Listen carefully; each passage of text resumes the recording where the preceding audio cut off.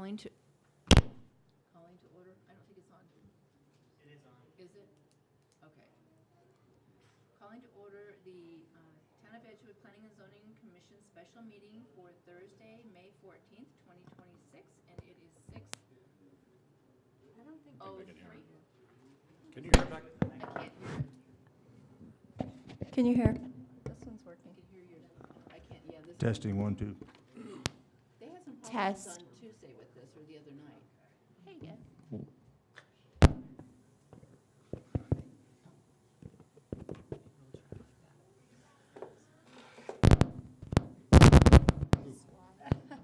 do it later. Okay.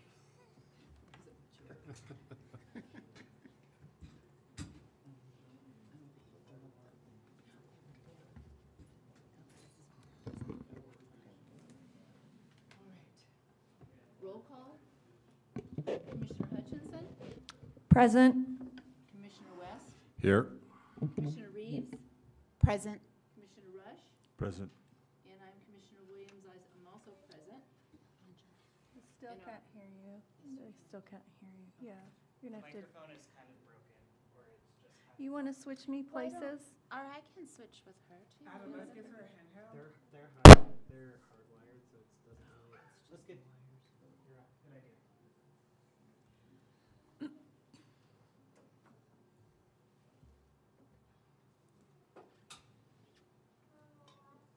I wasn't ready to have handhelds, and I was like, these are gonna get. We've been. Testing. No. Can you tap the? Okay, there. I just won't move it. Testing. There you go. Okay, we're going to start over again, only because I'm not sure it recorded prior. So again, we're calling to order the Town of Edgewood Planning and Zoning Commission special meeting for Thursday, May 14th, 2026, and it is approximately 6:03 p.m. Roll call, Commissioner Hutchinson, Present. Commissioner West, Here. Commissioner Reeves, Present. Commissioner Rush. Present. I'm Commissioner Williams, I am present, and we have our alternate, Commissioner Holmes.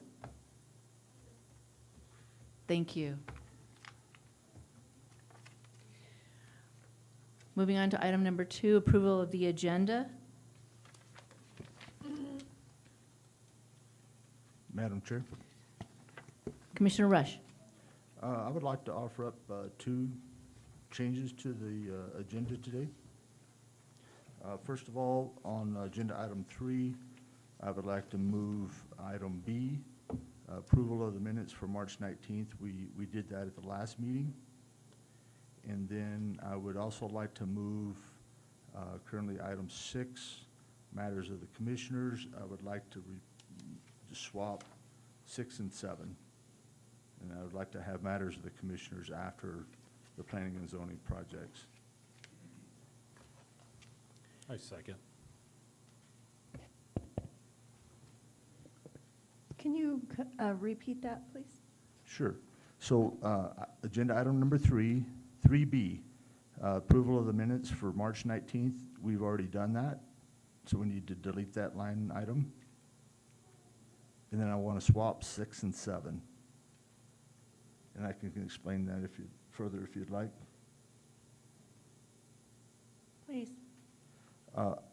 In the matters of the commissioners, I take that as an opportunity to discuss some in-house business improvements at times that we don't have that opportunity because we have a quorum. And so I don't think that it's respectful to force the applicants to have to sit around and listen to that in-house discussion. And I also like to see how the discussion and vote goes on the planning of the project, so that if anything comes up that we need to adjust, then I have that opportunity to comment on that at that time.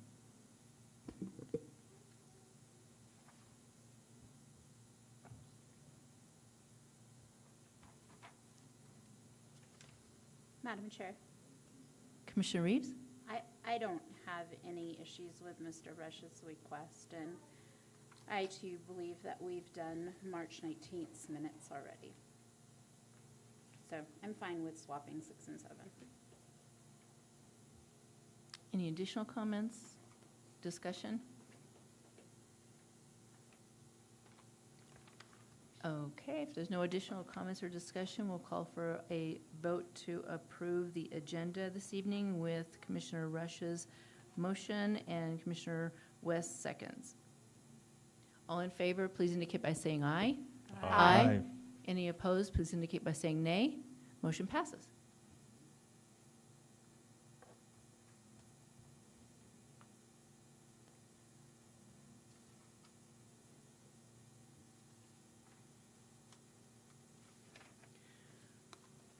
Item number 3 is approval of meeting minutes. And item number A is Thursday, March 5, 2026, meeting minutes. Madam Chair, Commissioner Reeves. I'm going to Abstain. is the word. Any decisions on the March 5th notes, as I was not present at this meeting. Madam Chair, Commissioner Rush. I was not at that meeting either, and I abstained from that vote.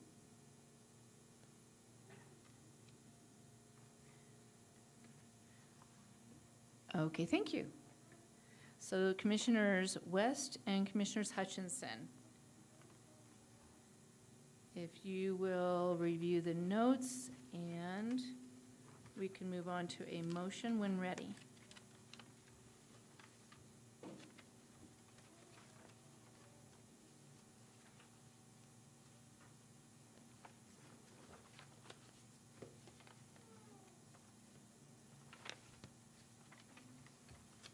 Madam Chair, Commissioner West. make a recommendation to approve the minutes from March 5th, 2026 minutes. Second?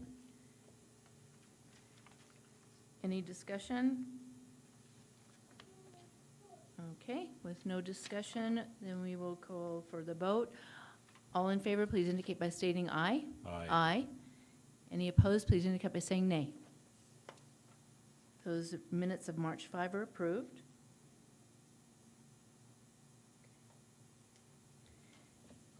And moving on to item C, the approval of minutes for Thursday, April 16th, 2026.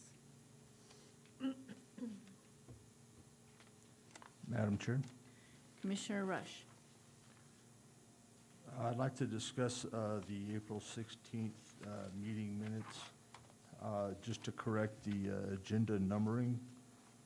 So what's in our packet shows that agenda item 1 was call to order and agenda item 2 was roll call. And those are normally what we have on our agenda, and how we work those are usually combined into one. And so what's currently 1 and 2 is 1. And then we renumber from there on out. And then I think there's one other change I gotta get my mind wrapped around. And I think the numbering follows correctly from there, and that's the only change that I have.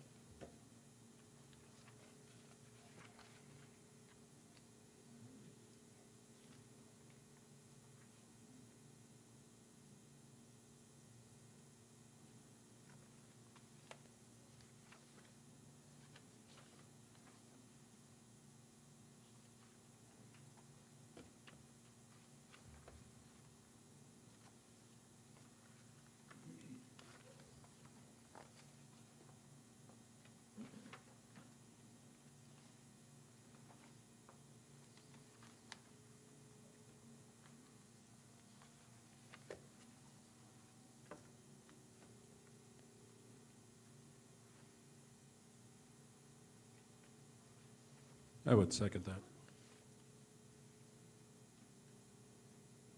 Any discussion?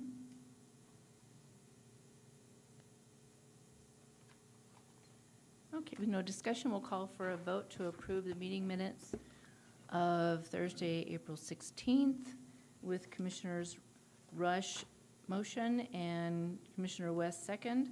All in favor, please indicate by stating aye. Aye. Any opposed, please indicate by stating nay. And the minutes are approved with that adjustment.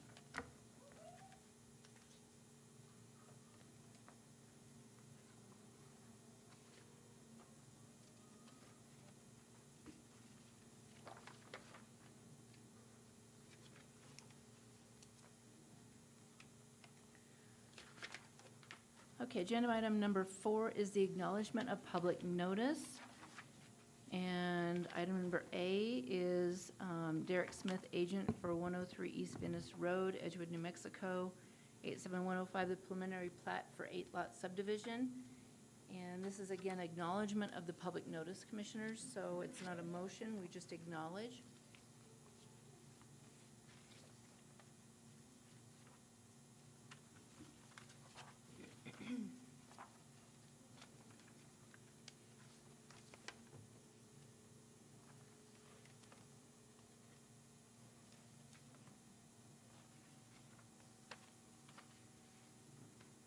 Madam Chair?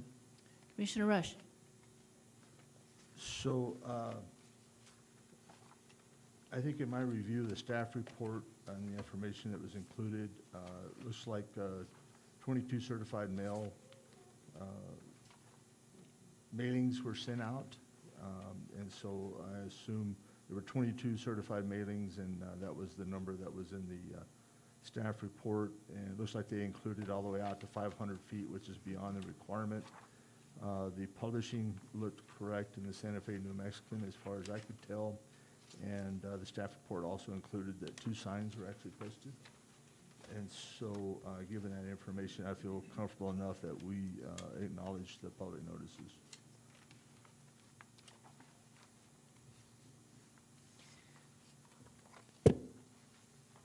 So I'll call Commissioner Hutchinson. Are you prepared to acknowledge the public notice? Madam Chair, yes, I am. Do I need to make a bigger statement than that? No, Okay. no. Commissioner West? I agree, the public notice has been properly notified by signage, posting in the Santa Fe New Mexican, and also through the certified letters. And Commissioner Reeves? I acknowledge that public notice was properly certified through certified letters and signage and the Santa Fe New Mexican.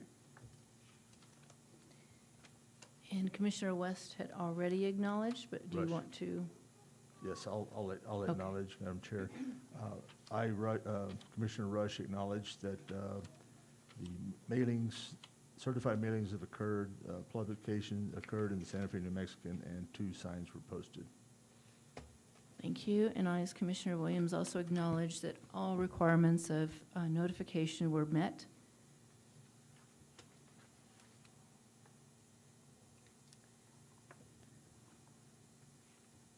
Okay, item number 5, we will move on to general public comment.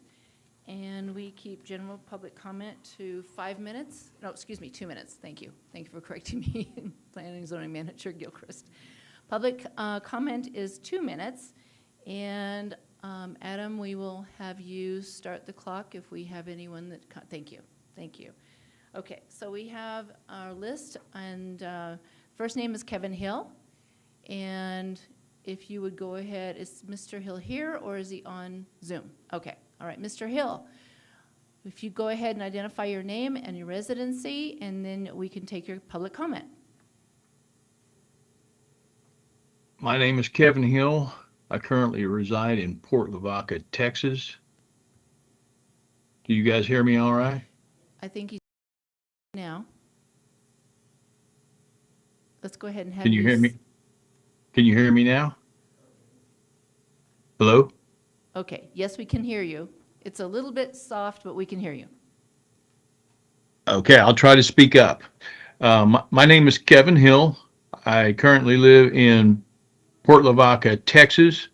However, I'm a significant landowner in the town of Edgewood. I just wanted to take a brief moment to introduce myself to this seated commission. It's been quite some time since I've actually been in front of the town or addressed them. Of interest, I am the managing member and the owner of Highland Stock Farm. We established the Hillcrest Master Plan in 2002, 2003. Just as a side note, we will see each other more in the near future, but and so you'll become quite aware that we are not associated with Hillcrest LLC. So there's a lot of confusion between the Hillcrest Master Plan and Hillcrest LLC. We are not Hillcrest LLC. So anyway, I just wanted to briefly introduce myself. I'm an engineer, a licensed engineer. I've had my companies, actually, interestingly enough, as long as the town of Edgewood. We both founded in 1999. I'm the next generation to take over the management and basically be the caretaker for the family property that's there in Edgewood. And that would be the Highland Stock Farms Hillcrest Master Plan. About 750 acres with another 160 acres belonging to the estate of Eleanor Hill. And Ralph Hill is the representative there. And then we've got another 240 acre parcel up in section 32. Not the park, obviously. It's the Township 11, which is up on Broken Arrow, Nugent, and Horton. So anyway, I also want to just take a brief moment just to thank you guys. Your service is invaluable. I actually keep up with you guys pretty closely on the videos and in the minutes. And I just compliment you guys, because I haven't seen this level of professionalism well, I'll just say I admire the level of professionalism that I see, and I thank you for your service. Thank you, Mr. Hill.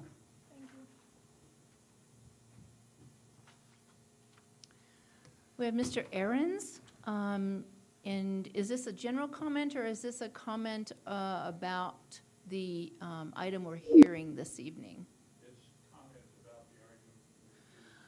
Are you an affected party that received a letter? No. Okay, all right. So now, since we have not heard the item this evening, I'm going to ask you to not make a public comment about it, because that can jeopardize the hearing and is not fair to the applicant and the affected parties.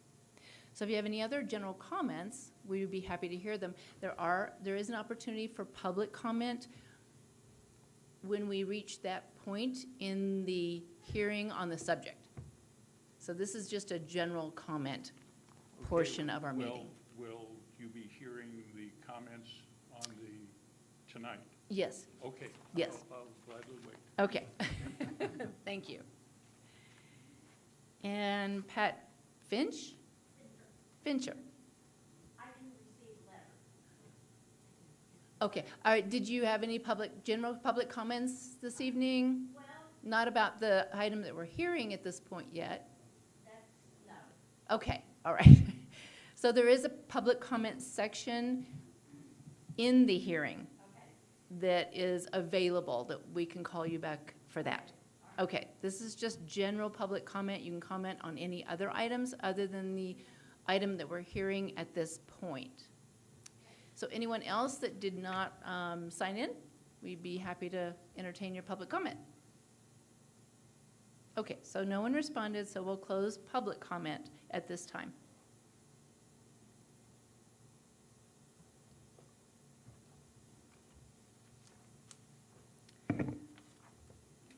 Okay, we are moving on to item 6, which is the planning and zoning projects.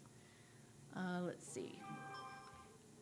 And that would be Derek Smith as agent for 103 East Venice Road, Edgewood, New Mexico, 87015, preliminary plat for 8 lots subdivision. And Manager Gilchrist.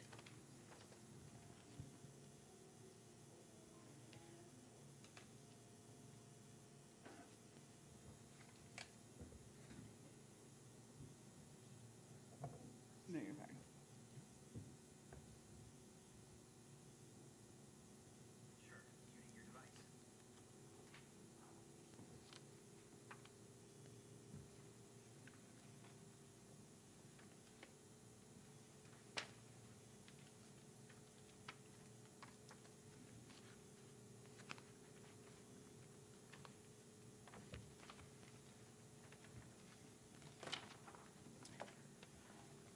Okay, so we have one item on the docket. Item A is 25-L S092-Fernando Telly subdivision.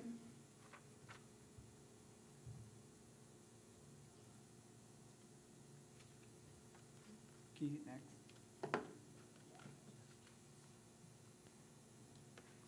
Okay. So here we have just a little bit of background on the project itself. The property owner is Fernando Telly, and the agent is Derek Smith. The project is located at 103 East Venus Road here in Edgewood. The parcel number is 910003059. The property is currently zoned as R1 residential. The applicant is requesting a preliminary plat subdivision for 8 lots at today's special meeting on Thursday, May 14th. The project location, again, is located on East Venus Road, next to, in Santa Fe County. The property is situated along the north side of East Venus Road and is generally located west of the existing Venus Ridge subdivision. The site is identified as tract A-10 through A-13 within Township 10 North, Range 07 East, and is currently accessed from East Venus Road. The project zoning, the project zone is currently R1 residential. As you can see on the map, all the property around the project area is also R1 residential, other than the master plan to the west of the project. The purpose of the project is the applicant is seeking to divide the property into 8 different parcels, ranging from 1.0 acres to 4.54 acres, served by a 30-foot private access easement and associated drainage and utilities easements as well. Here you have the plot itself, in which the applicant is seeking to divide. Let me just flip to that page. Okay, so it has an access road off of East Venus that comes into a roundabout at the very end, at the very back of the subdivision. And on the north side of the subdivision, it looks like there's 3 parcels. And on the south side of the subdivision is also 3 parcels, and there's a parcel right below that as well too. Again, the zoning for it is R1 residential, which calls for low single-family housing. And I stand for any questions. Thank you, Manager Oh. Gilchrist. And staff recommendation is approval with basic conditions. Madam Chair? Commissioner Rush? I have one question for Mr. Gilchrist.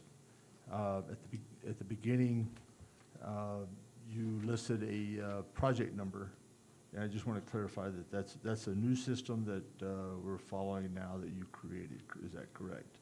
Yes, that's the project number that was Okay. associated with the project. Do you have some kind of a definition of how those numbers are created? That project number was assigned to the project from the applicant themselves. So that was just what they named it.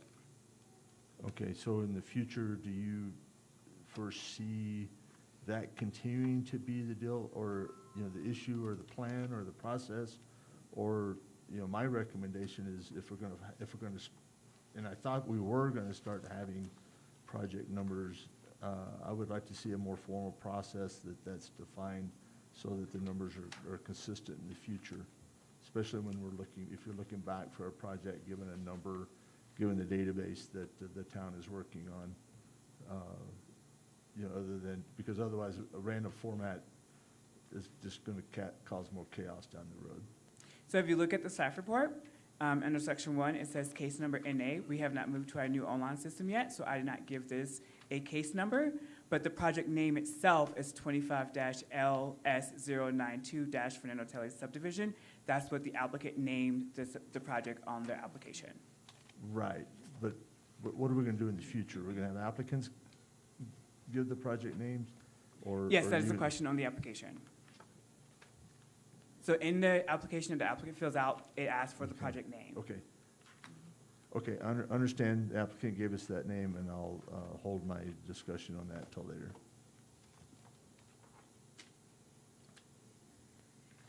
Any questions for Manager Gilchrist on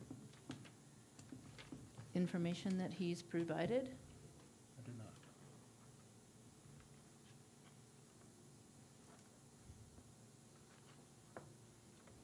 Okay, we'll move on to the identification and swearing in of the applicant and affected parties and witnesses. So is the applicant or agent here this evening, Derek Smith or Fernando Telly? And if there are any affected parties, you also need to stand if you're going to testify, and any witnesses that either party, either the applicant or affected parties are going to call, you will all need to stand and be sworn in. So is there anyone else in the audience that is going to be one of those? An affected party that's going to testify? Or any witnesses that the applicant or affected parties would call? Okay, there is one person. All right. Madam And Chair, Commissioner Reeves. I'm so sorry, but I have a question.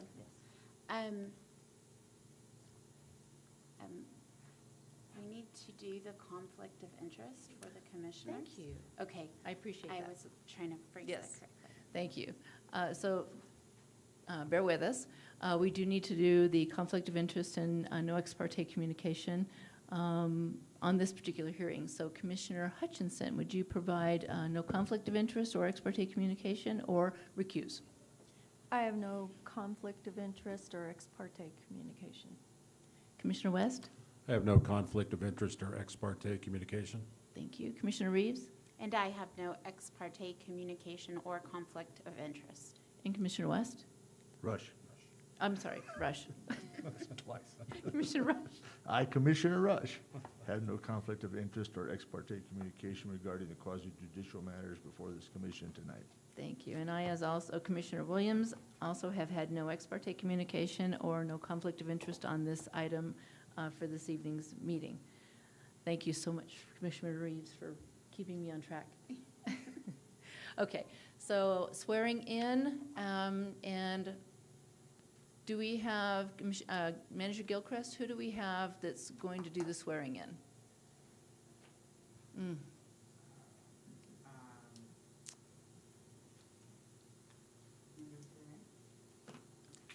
Does she have the data?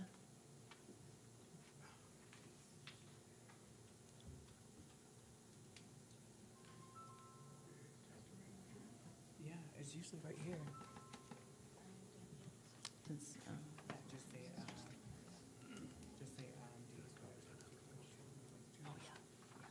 yeah. In fact, I'll make sure that we're gonna kind of talk about that in here too. So,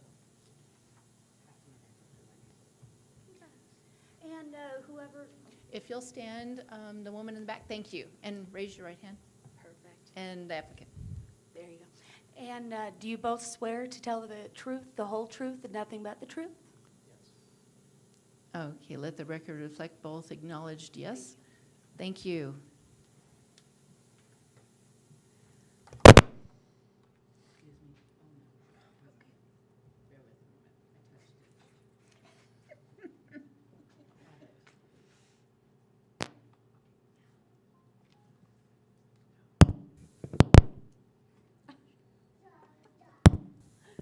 Okay, sorry. Thank you. Okay, and if you'll introduce yourself, and then you can present any information with regard to your application. Sounds good. Good evening, Commissioners. My name is David Schimpf. I am the representative and assistant to Derek Smith of East Mountain Surveys, performing this application for Fernando Telly. Can If you you need me to repeat your name? Yes. Sorry, I'm not hearing you. Oh. You're a little taller than the microphone. How's this? Yes. Perfect. Thank you. So my name is David Schimpf. I'm the assistant and representative for Derek Smith. performing this application for Fernando Telly. If you need me to spell my last name, I Please. understand. S as in Sarah, C as in Carl, H as in Harold, I as in Isabel, M as in Mary, P as in Peter, FF like French fries. You're professional at that. I've had a lot of practice I'm spelling my last sure. name. Okay.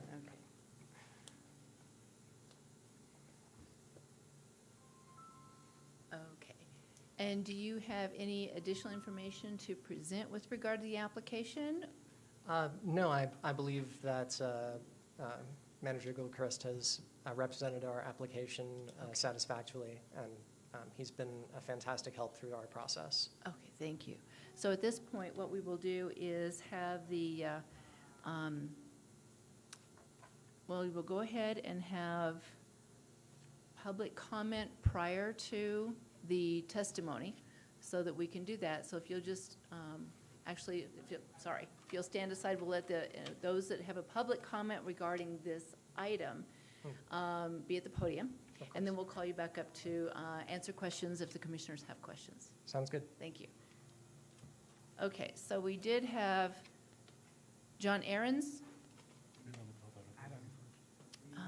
She's, no, because he has to testify first. We'll do public comment, yeah. I don't want to get into. John Ardens, I'm a resident of Edgewood here, and I do want to commend Manager Gilchrist. I had several questions for him over the last few weeks, and he's been very responsive to provide the information I was looking for. Up to answer questions if the commissioners have questions. Sounds good. Thank you. Okay, so we did have John Ahrens. He's, Okay. Manager Gilchrist? Yeah, we have Kevin Hill, who is the secretary. That means always there. Okay, we're going to do just the general, John the Ardens, public comment I'm, on this, and then we'll go ahead and get it. President of Did Edgewood we here, swear I him do in? want to commend Oh, Manager we need to do Gilchrist. that. I had several Okay. questions for him over the last few So, weeks, and he's been very responsive. We'll do the public comment, and then we'll Provide the swear in Mr. information I Hill. was looking for. Okay, all right, thank you. Go ahead. Commissioners. Probably my main concern is, I was looking through the subdivision ordinance and zoning ordinances, and the city of Edgewood has adopted apparently the International Fire Code, and in paragraph 507.5, it states that buildings must be within 400 feet of a fire hydrant. And I kind of cruised down Venus Road, and I did not see any fire hydrants there, neither close to the proposed development nor close to the 4 manufactured houses that have already been placed. So it does say where required by the fire code official. So I don't know if the fire code official has inspected the current 4 homes that have been placed by Mr. Telly.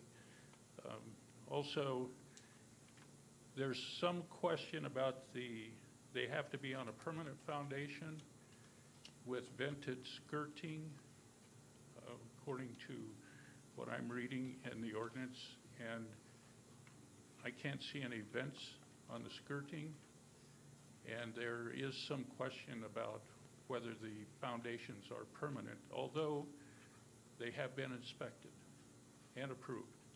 Madam Chair, Commissioner Reeves? I'm very confused by this comment because I thought we were discussing property without existing buildings on it. Am I Correct. correct? Yes. Yes. So this is a property that has no homes on it.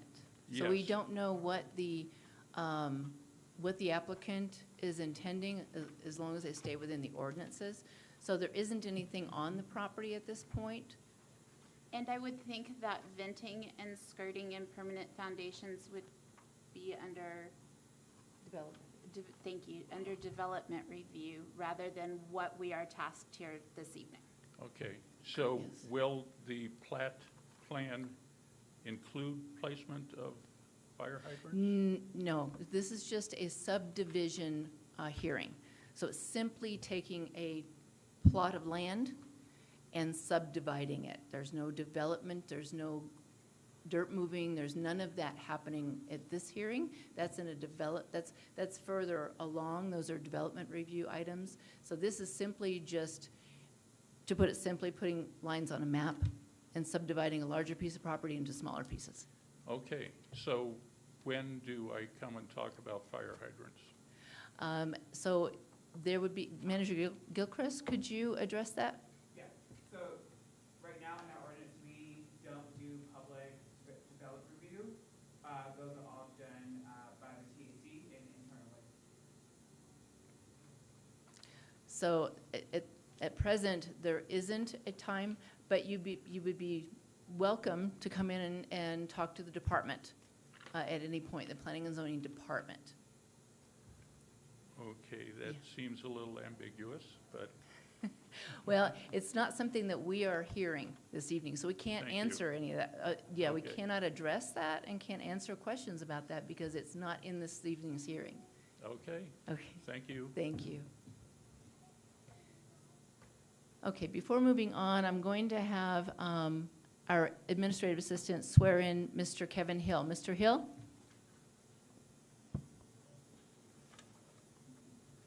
Are you still there, Mr. Hill? At any point, the Planning and Zoning Department. Okay, Mr. Hill, we're going to have to swear you in. Well, it's not something that we are Have hearing you, this raise evening. your right hand. Okay, I've been trying to raise a point of order, but I'll go ahead and get sworn in. Yes, sir. Do you promise to tell the truth, the whole truth, and nothing but the truth? So help me God. Yes, sir. Thank you. Let the record reflect Mr. Hill via Zoom was sworn in. And may I make my point of order? We're going to, we will go ahead and call you, let's see, we have a. But I would like to raise a point of order to the process. Okay, Mr. Hill? Okay, the gentleman is not the agent. He's not Derek Smith. So I'm raising the point of order that the gentleman, in my audio in participation in this, the town keeps dropping out of this meeting, so I'm not hearing well. But I believe the gentleman's name, I didn't quite catch. I believe he said he works for Derek Smith. The agent is Derek Smith, not the company or anybody else. So I'm making a point of order that he does not have standing in this hearing. Thank you, Mr. Hill. We'll take that under advisement and discussion. Commissioners. Madam Chair, Commissioner Hutchinson. this question is for Manager Gilchrist.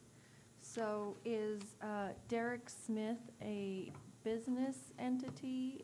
Because some engineers and whatnot just put their businesses in their name. So is Derek Smith considered a business name, or is it a private individual? So from my understanding, Derek Smith is the employee of BHS, and David is his assistant, who I've been working with throughout this entire process. Okay, so technically the applicant should be BHS with whomever they deemed to represent them? Technically, yes. Okay. Madam Chair, Commissioner Rush. I'm not trying to make any I'm not trying to provide any convincing information. I just wanted to point out that there is a agent's authorization form. The permanent applicant agent's name is Derek Smith. The name of the company is BSN Santa Fe Enterprises. There is a paragraph, I'll give you a minute. It's page 34, if you look at it electronically, that Fernando Telly signed and it reads, I, Fernando Telly, the legally registered property owner for the site located at 103 blah, blah, blah, which is Santa Fe, situated in Santa Fe, hereby authorize the referenced individual and/or company to submit applications and act as agent. What page was that? It's 34 electronically. It comes after the water will serve letter. Found And it, map. thank you.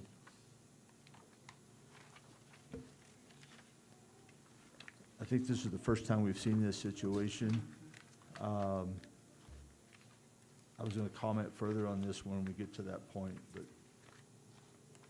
I understand the confusion, the concern.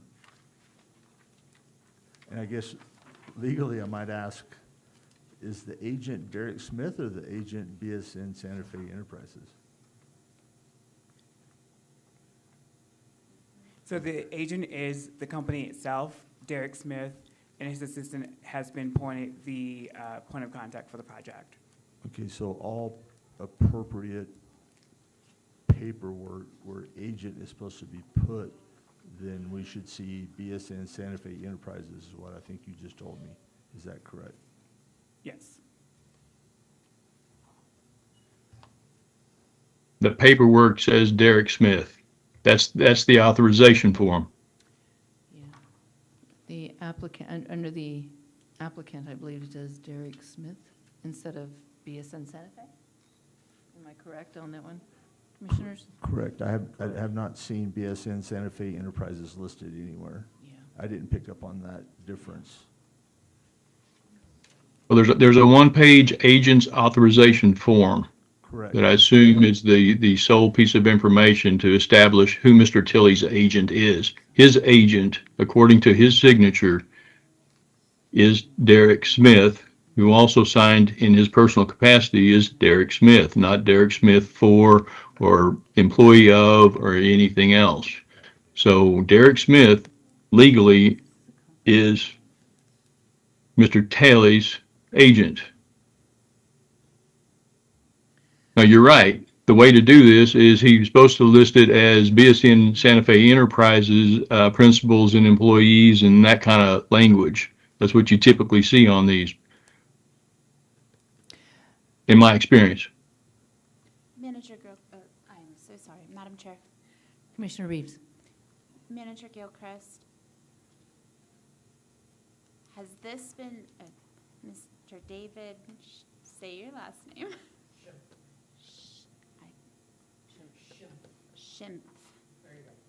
He's been the person that you've been dealing with from this company, not at Derek Smith, right? I'm just clarifying for my own self. Correct. So I have spoken with Mr. Fratelli himself, and I've also spoken with David as well on this project. Madam Chair? Commissioner West. Oh, I'm sorry, I did it again. 3. Commissioner Rush.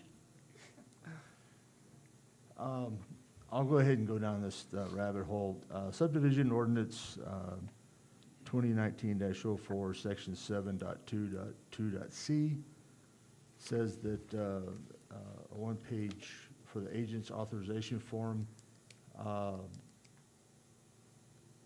is supposed to be notarized. And so my question would be, with this form that's from BSN Santa Fe Enterprises, the agent's authorization form, with Derek Smith on it, and with, it says, you know, that the company can represent Fernando. Is there a second page to this, or is there no notarization? Because per our ordinance, they're supposed to be notarized. And so that's another, before we go. That's too the far second down fatal rabbit flaw. hole, that might be something that you might want to consider.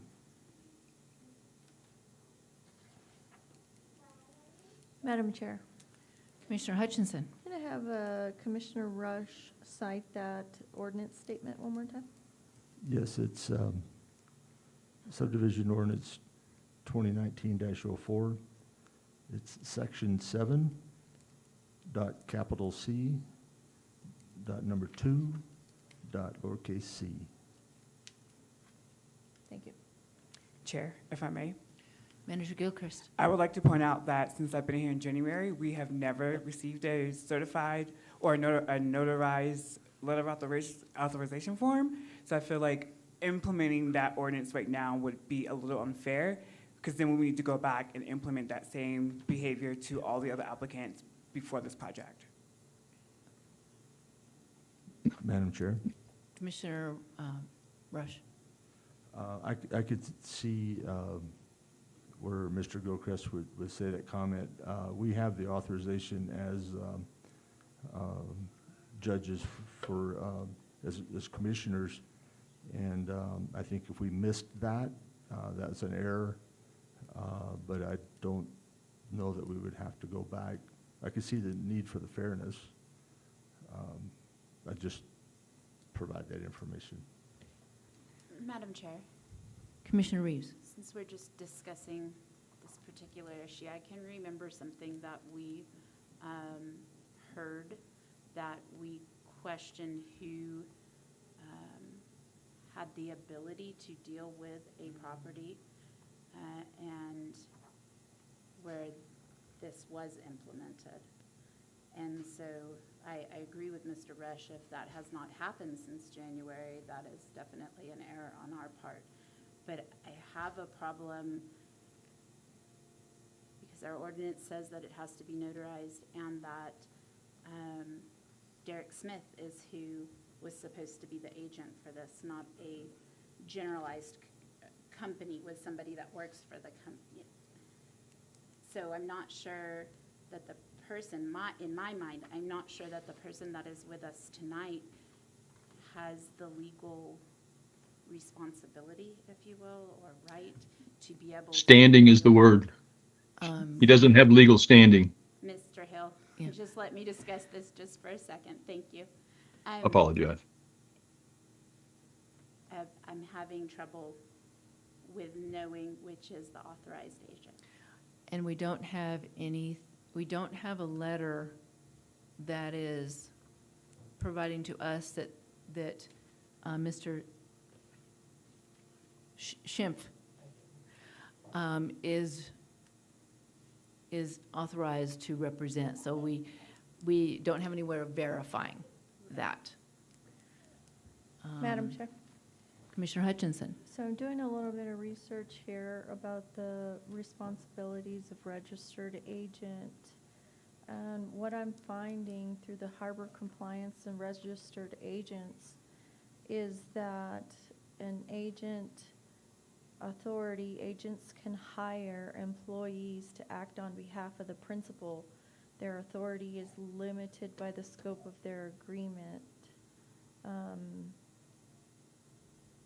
So, you know, some of this applies more to real estate, but they can perform their contractual duties through a delegate employee unless it states otherwise. Okay. Discussion, commissioners? One other item is the original party generally remains responsible for the performance and the liability, but they have the authority to send an agent through their company. Okay, thank you. Commissioner Hutchinson. Discussion, commission?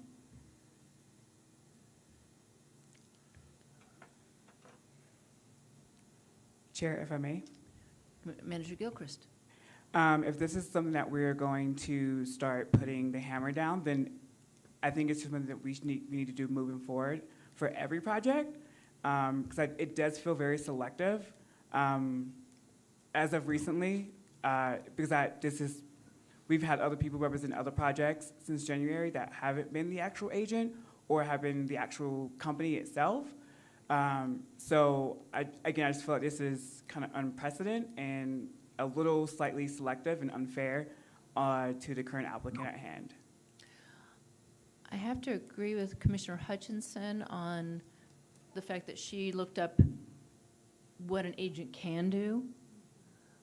And so obviously that definition of what an agent can do, the person here representing the company would be acceptable. Because the agent sent this particular person. Yes. However, they should have not, the better approach would have been just to say, what is it, BSN? BSN? Yeah. BSN. BSN as a company, and then this issue wouldn't be discussed right now.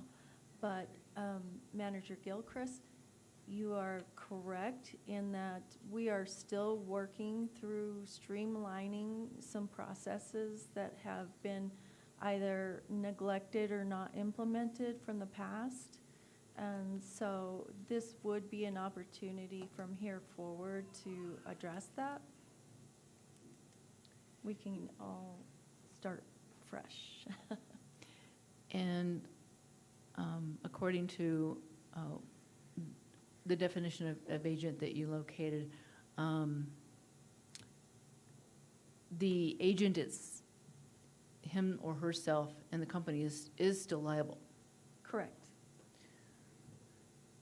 Madam Chair? Mr. Hill?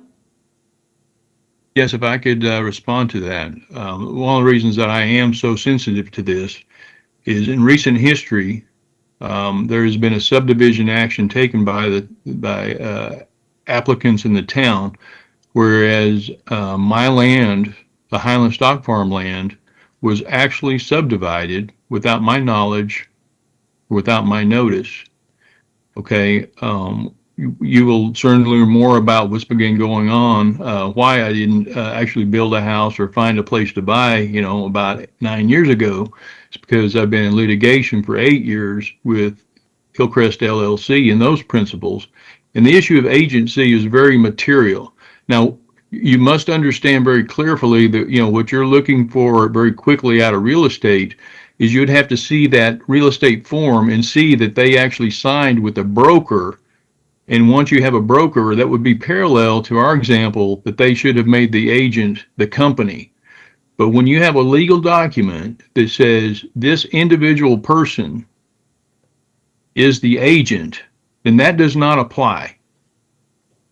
I would agree that it might apply, although arguably, if it was just made the company and it's not specified that it's the agents, assigns, and employees, you need that language in there. We actually paid an expert witness to make that very, very clear to the court. And so I do know the issues well, and I can tell you in recent history, now throughout the issues, a lot of this was people representing themselves, and they took actions and got plats approved without the owner's knowledge or consent. So it's a big deal. And so, I'd also just go there that, I've reached out and tried to, make some of my comments known off the record, and they haven't gone anywhere. So, there's two fatal flaws on the agency, on his standing to be here. Even if you accept the latter argument, you still can't get past the fact that your ordinance, and, this is a legal document that, establishes responsibility. You can't just not sign it if the law and the regulations require you to. It's not just your ordinance, it goes back to state law.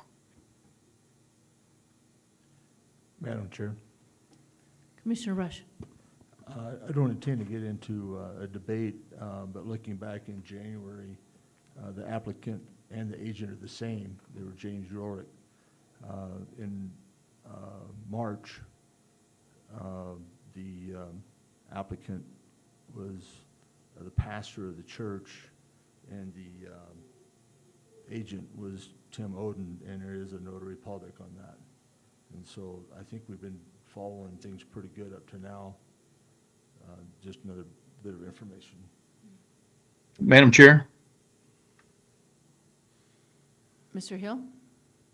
Just a quick follow-up for Commissioner Rush's comment. I think actually if he looks at that particular one, Tim Oden wasn't the agent. It was actually Oden and Associates, principals and assigns, if you actually look at that one. And then Mr. Oden, of course, is a principal, and he is an employee of his own company. Yes, you caught me on that detail. I apologize. Thanks for the clarification.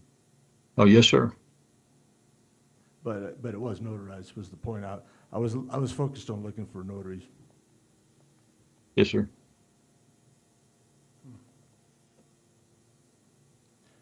But also, if you look at that authorization form, it talks about authorizing Odin and Associates Incorporated and its principal and staff. Staff. in that form. And we've got the same kind of statement in the application's agent form tonight. It's just, what I see is it's not notarized. And so I stand, how do we proceed? I will comment that there's other issues as we proceed through this that could be showstoppers as well. So we do have an item in March that was notarized with regard to agent and company. This is not notarized, agent and company. We don't have the agent of record listed, and the applicant is not the company, it is the agent's name on the paperwork. Were there any other items that commissioners wanted to bring up with regard to this piece? I think, Madam Chair, Commissioner Rush? I think the name on the documentation could all be, that could be repaired and fixed. Because the deeds, the plaque needs to be updated anyway with the agent's name. The application, if it needed to be done, could be changed, but I don't think there's a requirement on the application for that minor difference between the company and the actual agent name that's on there now. But I do have a concern about the lack of a notary. And then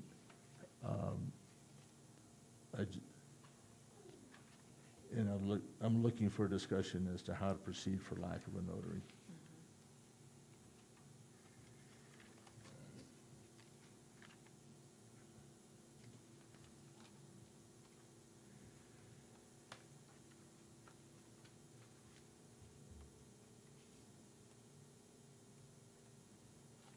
Madam Chair? Mr. Hill? Yeah, just to be clear on my point, it's still a legally scheduled hearing. We can, the chances of the approval probably go down significantly, but the hearing is still legal. We're all here. I'm not suggesting that the hearing be canceled. I'm suggesting that he doesn't have standing in this hearing.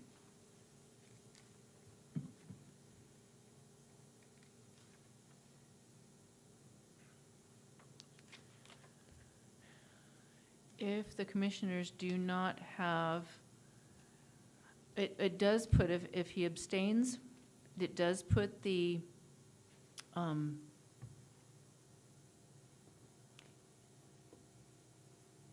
it doesn't provide the affected parties the opportunity to cross-examine, nor the commissioners an opportunity to cross-examine on the applicant side.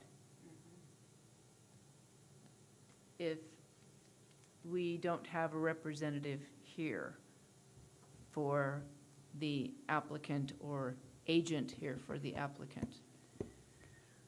Chair, if I may ask the question? Yes, Manager Gilchrist. I guess I'm just thinking maybe too deep into this, but then how does that relate to, I guess, my position representing the client, the applicant as well? So does my staff report, does that minute, is my presentation minute? If just asking for.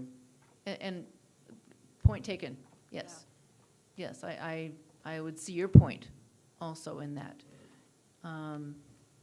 The staff review is very thorough.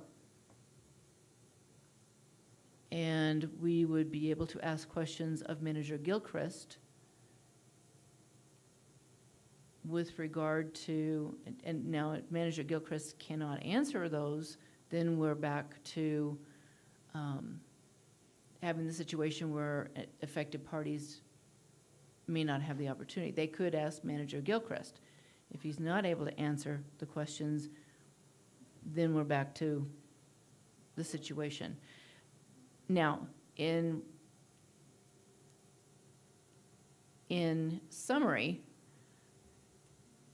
whatever the action that we take this evening, parties have appeal processes that they can utilize.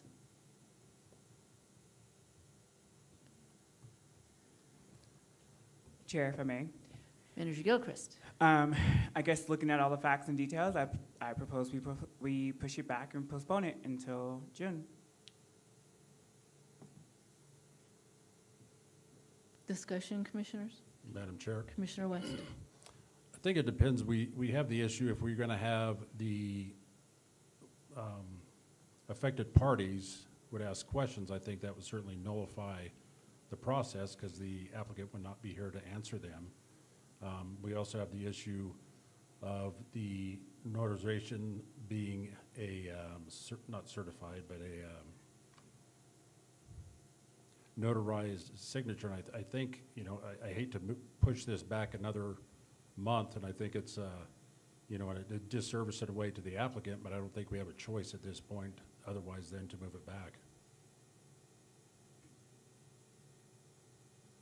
Madam Chair, Commissioner Reeves.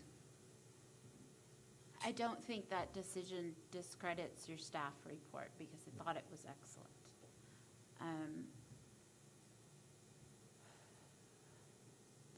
But keeping in the format that we've done since I've been here would be that the applicant would be able to answer questions to the affected parties, that they would be able to have their own discussion, if you will.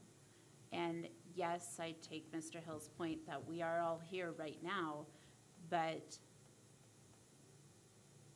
to have everything marching in lockstep would be to have that notary signature on it. And so I feel like it could open the doors for a lengthy appeals process that just pushes it back even further. I'm hesitant to take any action on this matter tonight because of this issue. Chair, if I may. Manager Gilchrist. So if that's the, I'm completely okay with whatever decision is made tonight. I just want to note that for the future that we request that the applicant itself be present for all hearings for the ability for affected parties to cross-examine, because right now I don't think it's mandatory for the applicant to be present to present their project, because I am essentially presenting their project as well on their behalf. Madam Chair, Commissioner Rush. I think that if that's the case, following what Mr. Gilchrist suggested, what that means is that we can never have an agent. I mean, the applicant could be here, but what you're saying is both the applicant and the agent would have to be here. Correct. Which defeats the whole well, it doesn't defeat the purpose of the agent. Now, it's my understanding at this point, BSN Santa Fe is the agent for Fernando Telly, and it actually says authorize the referenced individual and/or company to submit applications and act as his agent. I don't have a problem with Derek Smith not being here. The problem I have is not certified. I've got no proof, because Fernando Telly's not here, that this is a legitimate BSN Santa Fe Enterprises, is a legitimate agent for him. That's the bottom line. I have nothing, and then the fact that Derek Smith didn't show up makes it even fishier. And I don't mean anything in any disrespect. I'm just saying it smells further and further, you know. And so, but I don't see the need to restrict it to the applicant has to be here. I think that's the reason why you're supposed to have a notary, because that proves by that notary signature that they're testifying that Fernando Telly, or, you know, the applicant, is allowing somebody to represent them. And since we don't have that, we don't, they could have just typed this up. He's a very nice guy, and he comes in the office and provides all this information. Have you met Fernando Telly? Yes. Oh, okay, well, that kind of blows that little argument I was gonna throw out there. But the bottom line is I don't have that proof. Now, we could go so far to say, okay, now, that was a key point. Does that say that because, Mr. Gilchrist has met with him, and that this was his wishes, and I know Mr. Gilchrist, my understanding is since he's the planning and zoning manager, doesn't testify, but his testimony has credit, I think. Actually, staff, we don't swear staff in, but they Right. do testify. It's still testimony. So lack of a notary with Mr. Gilchrist's testimony that this was the wishes of Mr. Telly, does that satisfy that need?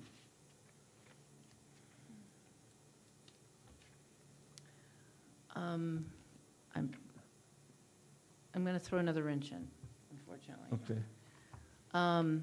Under quasi judicial proceedings, in 1989 Court of Appeals, Battershell versus City of Albuquerque, under cross-examination, it does say the cross-examination of all witnesses giving testimony is another essential element of the procedural due process. In Battershell, the Albuquerque P&Z Commission denied the parties the right of cross-examination. So do we feel that we have a party here that will allow for and fulfills that cross-examination requirement? I see your point that the representative may not be informed, Right. may not be able to answer the questions. And I seem to recall from past history that it was always a requirement that the applicant had to be here, just like Mr. Gilchrist was saying. Is that something Well, I'm remembering? It also remembering from goes a- on to say the Court of Appeals held that it was an error for the commission to refuse to permit reasonable cross-examination of witnesses. So So if I understand what you're saying, is we have, a reasonable opportunity to confront and cross-examine witnesses is all that's required by the Due Process Clause. Madam Chair, Commissioner Hutchinson. if an owner assigns someone to act as their agent, then they feel comfortable that they have enough information to make those responses on their behalf. So I wouldn't question the agent. The only thing I think in question right now is that BSN did not list BSN as the agent. They listed Derek Smith personally, and he's not here this evening. So that's the only question that I would have, not the agent's authority that the owner has given it. And Manager Gilchrist, you said you spoke to Fernando Telly. Did you speak to him in regards to the agent? Yes, Fernando Telly came into my office, I think at the very beginning of this, I want to say maybe, this is May, I want to say maybe early April, late March, to ask questions regarding this project and regarding BSN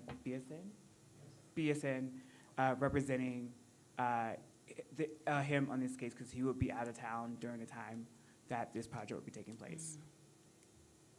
Okay, so he obviously was comfortable with them acting as his agent. Correct.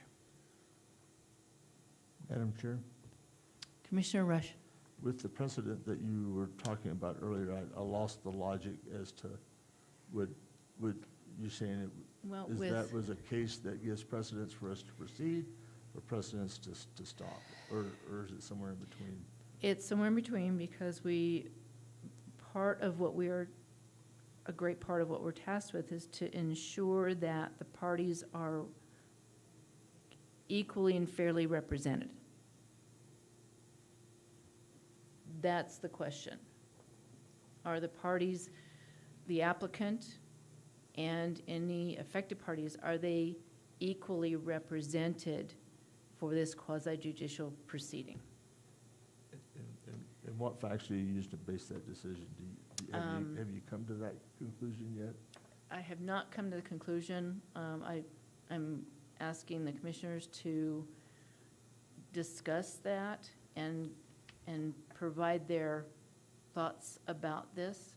I'm just stating Battershell versus Albuquerque, which is what we really have to look at, and that was, this case is very well known. Madam Chair, Commissioner Reeves. I'm sorry to interrupt you. I remember receiving this handout as well. Would it be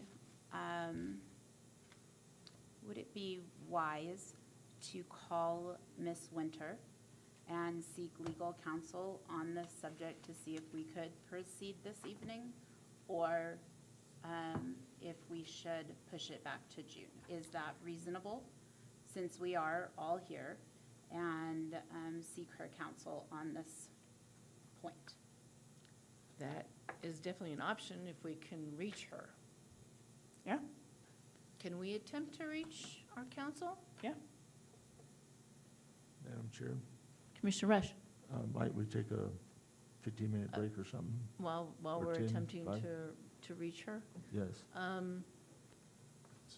Or would we like to? Yeah, further- let's see if we can get her on the phone first, maybe. Okay. Because I believe this handout came from training with her. Yes, it did. Yeah.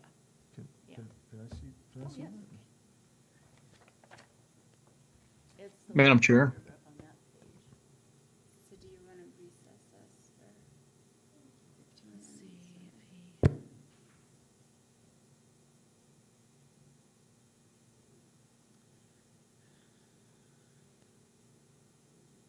Madam Chair? No answer, okay.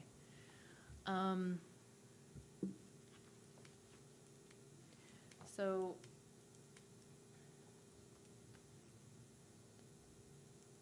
Madam Chair, Commissioner Reeves.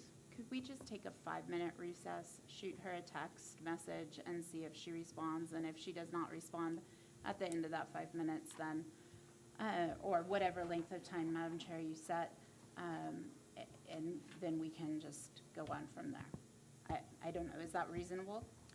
I would Chair, second. if I may. Or Manager Gilchrist. I see where Commissioner Reese is coming from. I think that for the sake of everyone here and everyone involved, that we just postpone it, because if we are going to hear the case and it get denied or whatever, then we've essentially, I hate saying this, it's wasted everyone's time, right? So out of everyone's time and energy and effort, it would just be the smarter idea to postpone it until June. And I do agree with that, because it could. Madam Chair? Mr. Hill? Yes, and I'm happy to go either way myself, but I would make the point that testimony has been already given tonight. If the commission, the commission certainly has at their discretion to table anything till the next meeting or something like that. But I would make the case that since testimony has been introduced tonight, that it's reasonable to allow the affected parties to cross-examine while that testimony is fresh and relevant. Chair, if I may? Manager From my Gilchrist? understanding, we just did public comment, correct? We didn't do any testimony? Correct. We did Oh. public comment. We have discussed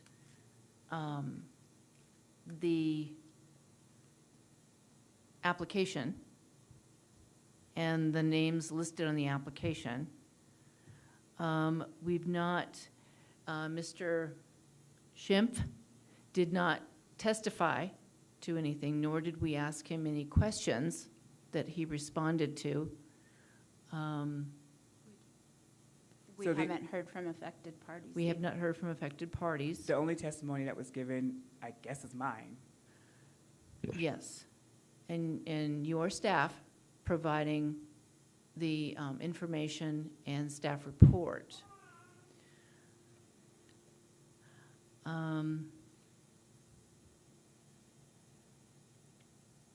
So I guess the question is, how much weight does that hold? Right. Madam Chair? Mr. Hill? Yeah, I would say that it doesn't matter to really how much weight it may hold. It is testimony. And so I guess I'm requesting the right to cross-examine. I won't be, I'll just be transparent. There's a couple comments that I would like to have out with respect to what's already presented, so that everyone is better prepared for the next meeting. If that's the decision to table it until the next meeting. Do not mean to be presumptuous. Chair, if I may. Manager Gilchrist? I don't think that would be appropriate. I think because we are having a hard time identifying who the applicant is and who's representing the project, there will be essentially no one to cross-examine to answer those questions for Mr. Hill, which would put us in a sticky situation. So it's just best if we postpone until June. I would have to agree that this may put the applicant at a disadvantage because affected parties are here, but we cannot identify that we are comfortable enough with an applicant that can be cross-examined. Commissioners? Madam Chair, Commissioner West? I would concur. I think it would be inappropriate to pursue questioning by Mr. Hill. I think at this point we have several issues that we've all pointed out could be a problem that could also result in a appeal in the process. And due to so many complications that's going on right now, I think the best process or course of action would be to delay this till the next meeting. Table it. I think it,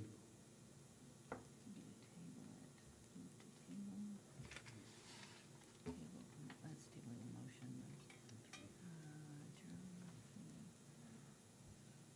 I guess postpone item. Okay, there we go. Madam Chair, I'd like to make a motion. Commissioner West? I'd like to make a motion that we postpone on this matter and refer the matter to another date, to the next meeting, which would be in June 18th. next regularly scheduled meeting. Thank you.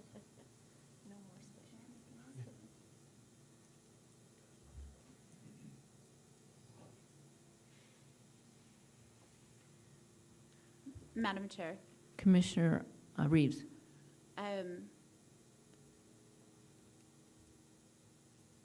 let me just clarify. Mr. West has a motion on the floor, correct, to postpone till June. There's been no Correct. second, correct? Correct. Okay.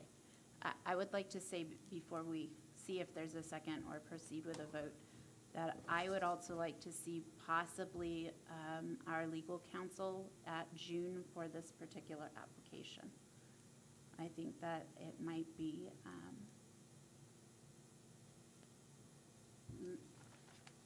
prudent, might be good to have her here. We can maybe have her either here or available by phone. Or notify her that she may be needed. Yeah. Madam Chair? Commissioner Hutchinson? Commissioner Reeves, what is the reason for having her here? Well, we just need her to clarify the authorization. I don't know that her attendance is necessary. Can you expand? Attendance may be not necessary, but just that she's always said to this commission that please let me know if you need anything, and has been very available to us. And I'm just wondering if there might be any other issues that might arise with this, that if we had a question for her in the moment, that maybe she'd be available to us. I'm just not sure if there's going to be any more issues going forward with this application. Okay. I was thinking time as well for this commission, like if she was notified that we might need her for something, then there wouldn't be any delays. It was just a thought, and if the commissioners do not want that, then, of course, I mean, that's fine. Madam Chair, Commissioner Rush. if we second this, then we're going to have further discussion. And so that would be the appropriate time to discuss. Oh, my apologies. Yes, after a second, we'll have discussion prior to the vote. I second. Okay. And Madam Chair? Commissioner Rush seconds, and discussion. I would like to say, this is the second attempt to review, hear, and decide on this application.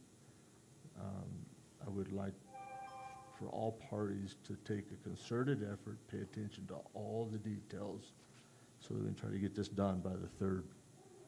And I mean, pay attention to details for the 3rd application, and I'll leave it at that. And I also would like to bring up, if there is someone other than the agent, because we've discussed that the business is the applicant. There's an agent, but the business can assign someone else that we would need documentation to that effect, naming that particular person, so that Well, we, excuse me, I'm sorry. so that we don't have this again. Well, typically, Madam Chair, typically, when the agent is assigned, it's assigned as a business entity. If it is a business entity representing, then at that point, the business entity, at its own discretion, can assign whatever employee to represent them, whatever their authorized employee is.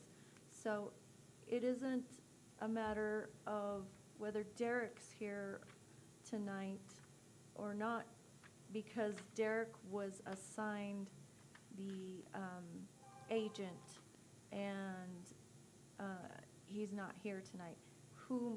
What should have happened is the company should have been assigned as the agent.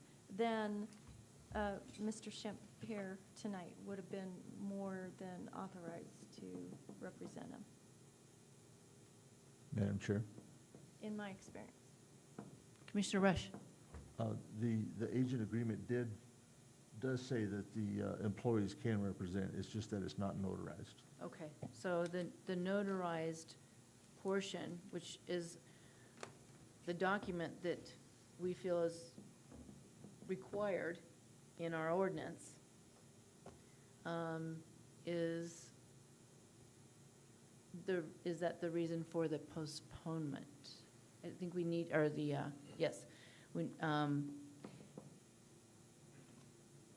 So if Commissioner West could be specific as to the reason for postponement, I think that would be Sure. a good idea to clarify that. Madam Chair, I would move to postpone the application for BSN Santa Fe due to lack of notarization for the written appointment of agency, and that it be rescheduled for the next regularly scheduled meeting. Second. Thank you. Discussion?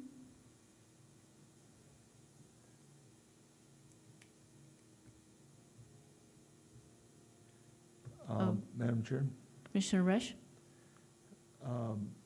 Mr. Gilchrist offered up a requirement to have the applicant there. I can see having an agent present to take care and deal with everything and to understand everything and make appropriate decisions and help ask questions with the applicant. So is the applicant required to be present even though they're not the primary point of contact? So with regard to, think about it this way. This is quasi judicial. If the defendant, just using a different terminology, if a defendant was not present, nor was the defendant's attorney present, would they be properly represented? They wouldn't be allowed to proceed. They wouldn't be allowed to, okay. And Commissioner West, they wouldn't be allowed to proceed. So I'm looking at it that way to make sure that we have both parties equally represented. Yes, and that's the reason why I raised the question is Yeah. just, I thought that was still kind of hanging out there. Because there's something in the back of my mind. I remember a previous planning and zoning manager saying that we had to have someone present, but I don't remember now. Yes, that and detail. I have seen planning and zoning, other jurisdictions with the manager, planning and zoning manager, or the department representative presenting, but there's always the agent or applicant there in order to provide the answers and be represented, even though the staff presented the information. So I have seen other jurisdictions have someone present it, but the applicant or agent is there. So they can proceed. Okay, Madam Chair, I got confused because I thought I heard you say that you've seen the case where the agent was there but not the applicant, and you've seen the other cases Applicant where the or applicant was. agent. So either one can Yeah. be there. Yes. So, okay, so we're not going to require an applicant to be there. No, An it could be the agent- applicant or agent. A legal Mhm. authorized agent, Mhm. and that could be a company with any of the employees, is, we would allow to proceed in that case. Yeah. Madam Chair? Mr. Hill? Yes, first of all, I apologize. I like these things to go through, but I'm also a stickler. Again, my property has been damaged by this on multiple accounts because these details have not been taken care of in the past. So again, I would, again, with apologies, but also, to kind of just double down that this is very important. We have been damaged multiple times by issues just like this. And to that note, going forward, I'm looking, I don't know about the page numbers that Commissioner Rush. Is it a point of order that I would say? I think so. Point of order? I'm assuming. Okay, I'm so sorry, and I'm sorry if I broke Yes. the rules. Point of order. Okay, can you go ahead and proceed? I think that since we have a motion on the floor to move this to June, and since Mr. Hill is an affected party, that we should not hear any more testimony, which we are still in hearing. And it gives me pause to hear anything else, since we have a motion on the floor to move this to June. I would agree. May I respond? Mr. May I Hill, re- may I know you've respond? been referencing your other property, which I appreciate that you are referencing other properties that you've had issues with, but I would have to agree with Commissioner Reeves. We don't want to jeopardize anything going forward. So I'm going to ask that you refrain from any additional comments. We do appreciate you attending by Zoom very much, but in the absence of what we need, we'll have to ask you to do that respectfully. Yes, ma'am. May I finish the comment as it directly relates to my point of order?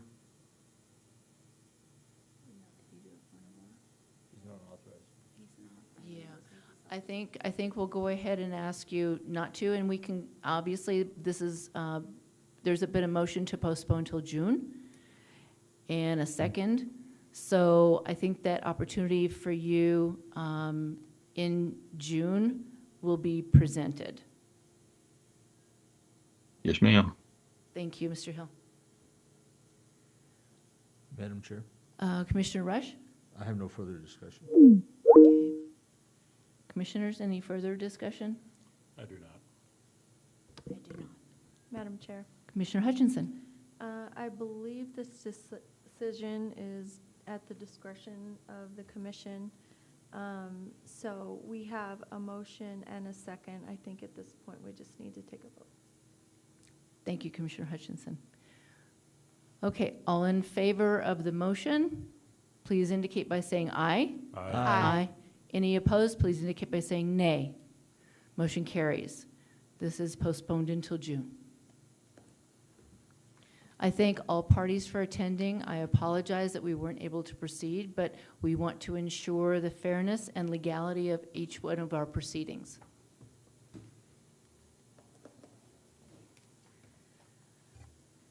Okay, we will move on to item number 7, which is matters of the commissioners.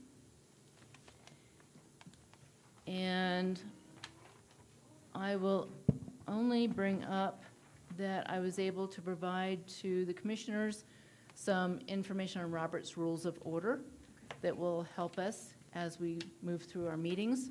We're not going over this tonight. I just provided the commissioners with copies of a couple of items from Robert's Rules.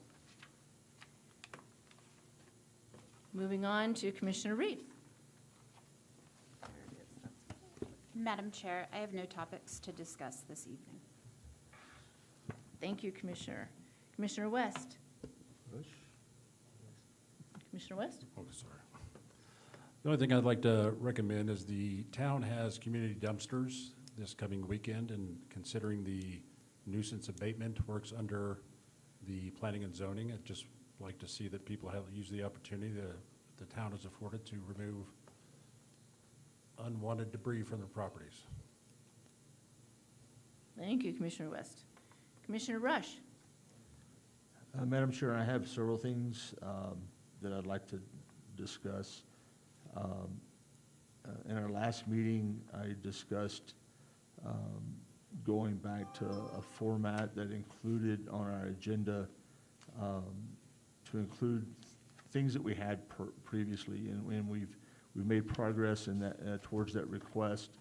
What we did add was the agent. You know what the request was: property information, partial acreage in zoning, and I would like to add to that particular list. I would like to see the applicant/owner. Sometimes they're one and the same. If they're different, in this case, you know, the applicant tonight would have been the same as the agent. So I guess I'd like to add to that owner. My justification is I'd like to see things very structured, and I found that having that information on the agenda, as I have that available to me, it's easy to reference and get information that I need during the meeting. So it's just better productivity for me to have. And then if I'm addressing the owner or the agent, I look to that agenda so that I'm using the proper name. So I guess I would like to hear from the other commissioners whether they agree or disagree, because if we disagree to have that, I can make adjustments and find some other means to organize my notes. So I'd like to hear what the other commissioners, whether they want to include that or not. And that would be listed as an item on the agenda, more detail? Yes, so what we have now is the project, and now, at this point, for instance, today, we do have, Derek Smith is the agent for the address 103 Venus, in the preliminary plat for 8-lot subdivision.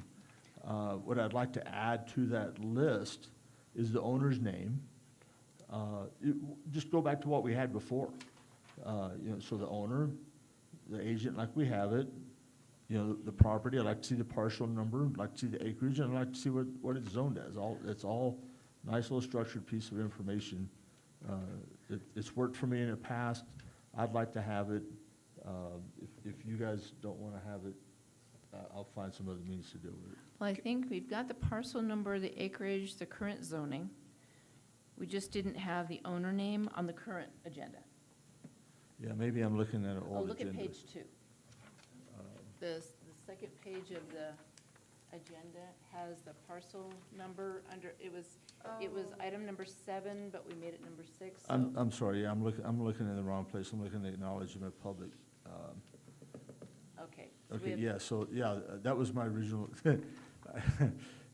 I changed things as I was looking at this tonight. Yes, I guess the only thing that I would add is just the owner. Owner, okay. Yeah, Okay. that's what my notes originally said, but I added the other stuff. And I guess so I would ask, do we need the legal address? You know, the township and the section and all that information as well at that point? Is that, On the agenda. yeah, along with that. We've always have had that. I think that would just be a preference. I don't believe there's a legal requirement on the agenda to have that. Correct, and that's, this whole request is a personal preference. and Chair, if I may. not a Mr. legal. Manager Gilchrist. So we just went through OMA training, Tuesday, and the information that he's requesting is not, I guess, required to be on the staff, on the agenda. Okay.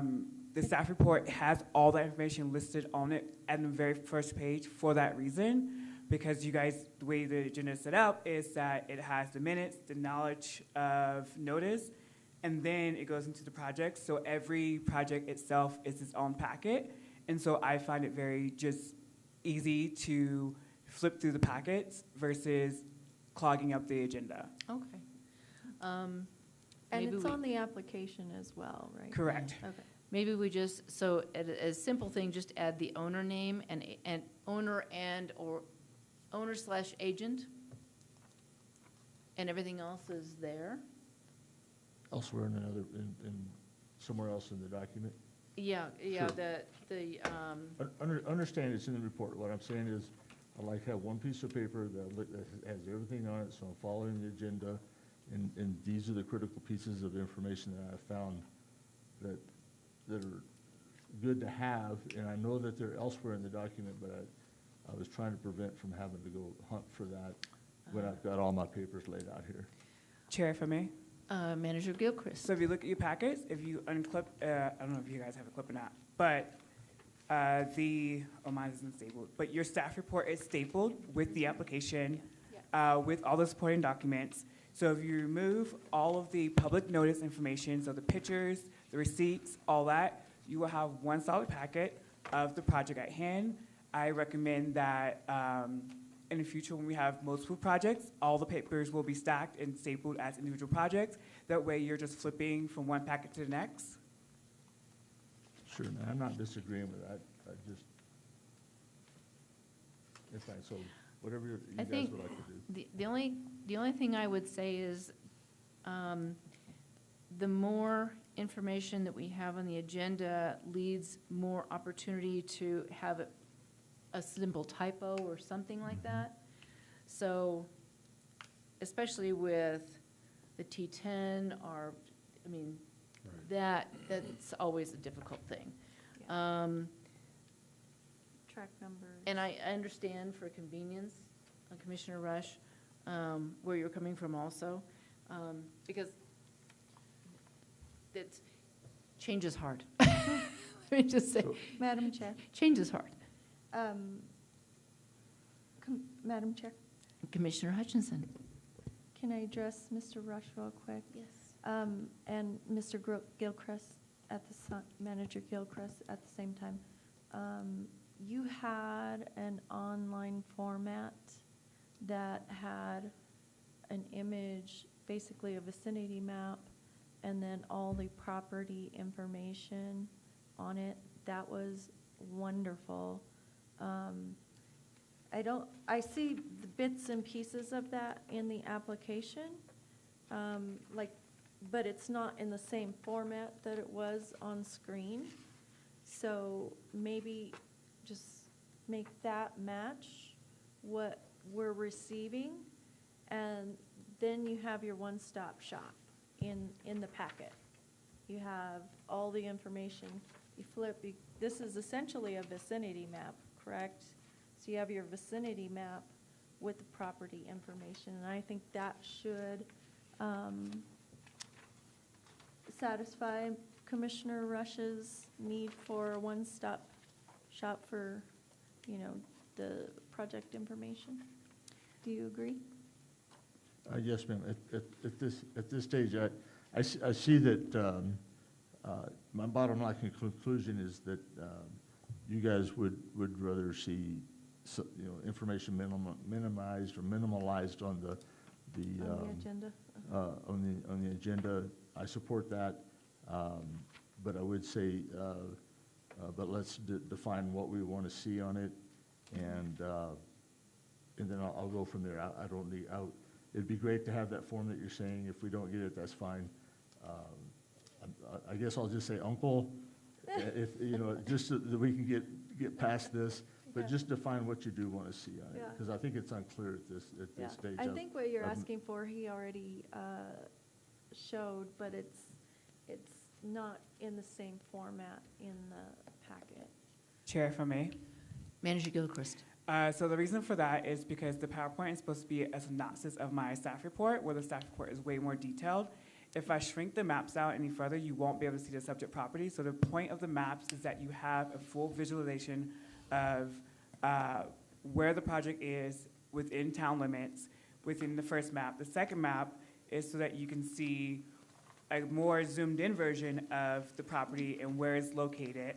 And then the third map is to see the zoning of the actual property itself, and the surrounding zoning of the property and the road crossings, which all reflect the information on the first page, which I do have a case number that will be filled in once we move to our new platform, a project name for the project, the owner, the applicant, the address, the location in which I describe very clearly on where the project is at, the parcel number, the current zoning, our future land use designation, the type of application that it is, the date of the hearing, and the person that wrote the staff report.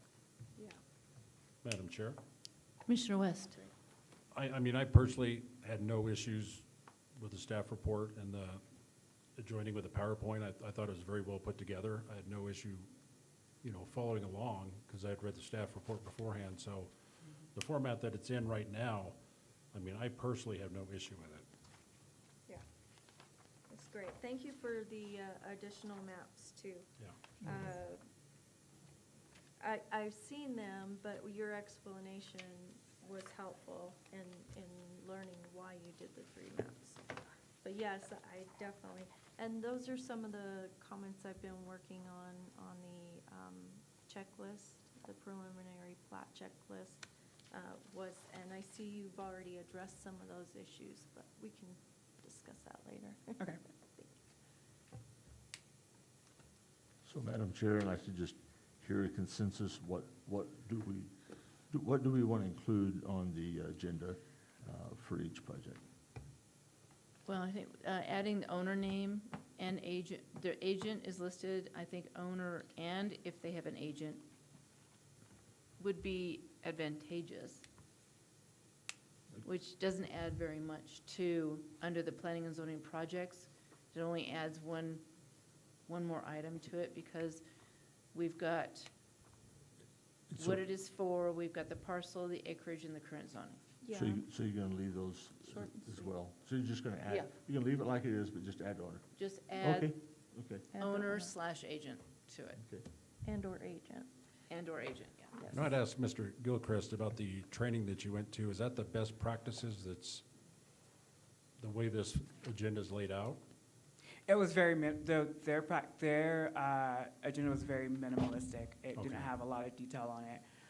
Also, when people do come and apply for subdivisions, we do have a lot of people that get emails from scammers pretending to be me and requesting them to wire money to them, several $1,000s, because it is all public information. All they do is go to our website, they download the packet, they copy everything word from word, they sign it with my name on it, and then they set up an invoice that looks very legit. They send it from an email that looks very legit, and then we've actually had people wire money to those individuals thinking it was a real invoice.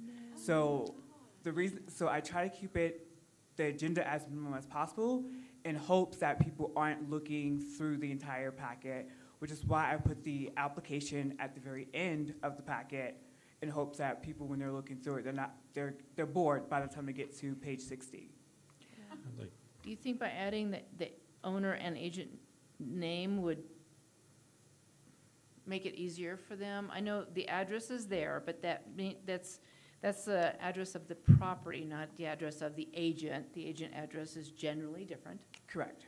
The owner may not reside there, obviously. So do you feel like we're not adding to the potential fraud if we just add the owner/agent name? Yeah, I just want to protect people's privacy as much as possible. Yeah. Because we've had quite a bit of people come in with these letters. And so Well, I'm a private person, so I don't, yeah, it's fine. I think just by owner and agent, I think we probably will be safe enough Yeah, with the agenda on that. But I agree, giving them anything else that they can use to create fraudulent things is just not what we want to have happen. And there is a lot of information already yeah. yeah. here. Madam Chair, Commissioner Reeves? I just have a question that popped into my head. Do you warn people about that? Because I would have thought. I mean, of course, It's on there. people, anything's possible at this point. Yeah, so if you But do look, you warn the applicants or the agents that come in for the applicants up front when that initial contact? Yes. Like, yes, so if you Okay. go to the application of the subdivision itself, the first 2 pages talks about the notification process that needs to happen. And on the second page of the application, at the very bottom, it talks about the fraud itself. But there are times where people don't always, and I walk them through the entire application, word for word. I tell them what to fill out, what to check, what not to check. But it still gets them. People still get tripped up by it because it looks so real. And I can provide you with several of those examples as well if you would like to see them. My Yeah, question so, comes from thinking about our community who, in the comprehensive plan, it was pointing out, not the most recent one, but the last one, that it's a retirement community in a sense. And so I was just thinking about age and things like, great that it's in print, but verbally, like, do you turn to that page and say right here, okay, all right, that's all that I was thinking. It was Yeah, just no, a I walk general them through the thought. entire thing, even with like the notices. I explain the notice to them very Okay. clearly. I warn them of the scams. I even show them what it will or what it could look like because it changes Right. from time to time. And so I only get copies of it if someone brings it in to me. And so right now I only have 2 versions of it, but I don't know how frequently people are changing the format of these invoices. But I know that Mr. Ralph Hill has brought me in 2 of them. I believe Fernando Telly has also brought me one as well too. That is We've also had just other people just bring them in, even with our projects from last month as well. Horrible. Wow, Crazy. that's too bad. That's too bad. Madam Chair, Commissioner Rush? I'd like to proceed and comment on several other things. Mr. Adam, would you mind pulling up that list that I had sent you? Madam Chair, Commissioner Hutchinson? can I interject for just, my comment will be very minor. So if we're giving a little bit feedback on the agenda, there's just one thing that I requested from before, which I don't see on here yet, was like little checkbox so we can check off who was present and who was absent on the. Which commissioners are present, which are absent? Yes, and maybe reorganize to where the vice chair is underneath the chair. That's it. Thank you. So this list that I brought up, this is not the identical list, but this is the list that we used to have on the agenda. And this is the process of what we'd follow, in a quasi-judicial hearing. And so this had been removed. I found it useful to follow. If we'd have been following this tonight, I think it would have been helpful to know where we were at in the process, because, there was questions about, did we testify, did we not testify? And we would have known, hey, we're at number 3, or whatever. And so I think that would have been helpful. So I do find this, again, useful, but what I'm asking tonight, this used to be, I think there was another form, a different order, but this used to be on the agenda. Do we want to put this back on the agenda or not, is my question. I would have to agree with Commissioner Rush. This is for the commissioners to know what our order is in the quasi-judicial process. It was helpful to have this on the agenda. It's also helpful, I think, for the applicants and the affected parties to also know what is the order that the quasi-judicial procedure, the actual hearing goes in, so they would know when they can be expected to be called up, because we've got commissioners ask questions of affected parties, applicant questions for affected parties, so all parties know at what process we are in the actual procedural hearing. Yeah. It does add to the agenda, but if I were not here, I think it would be helpful for Vice Chair to be able to have that on there. I'm still not exactly, so I have it with me at all times to make sure that we're going through the process and making sure we don't miss anything. So yes, if you could add this back into the, and it only needs to be there once. It doesn't need to be for every action. Chair, if I may? Yes. I can definitely do that. I would like to ask what's the reasoning behind the order. I feel like the order itself, it doesn't flow. I don't think the staff report should be the last thing to be presented, because then at that point, we've already questioned people, we've sworn people in, we've already cross-examined. At that point, there will be no need for the staff report at that point, because all the questions would have been answered. I feel like having the staff report be first, followed by the applicant's presentation of their project, is more helpful, because then the public can sit and wait and think about more effective questions after listening to two presentations about the project versus having them come ask questions about the project and then listening to a presentation where all those questions could have been answered prior to them getting up here and asking questions. I see your point. I think the only thing I would recommend is that we don't put the recommendation there, because I feel that it could, the public could perceive that as the department saying, commissioners, go ahead and approve or deny. And I don't want that perception out there, so maybe if we don't put the recommendation would be on the staff report.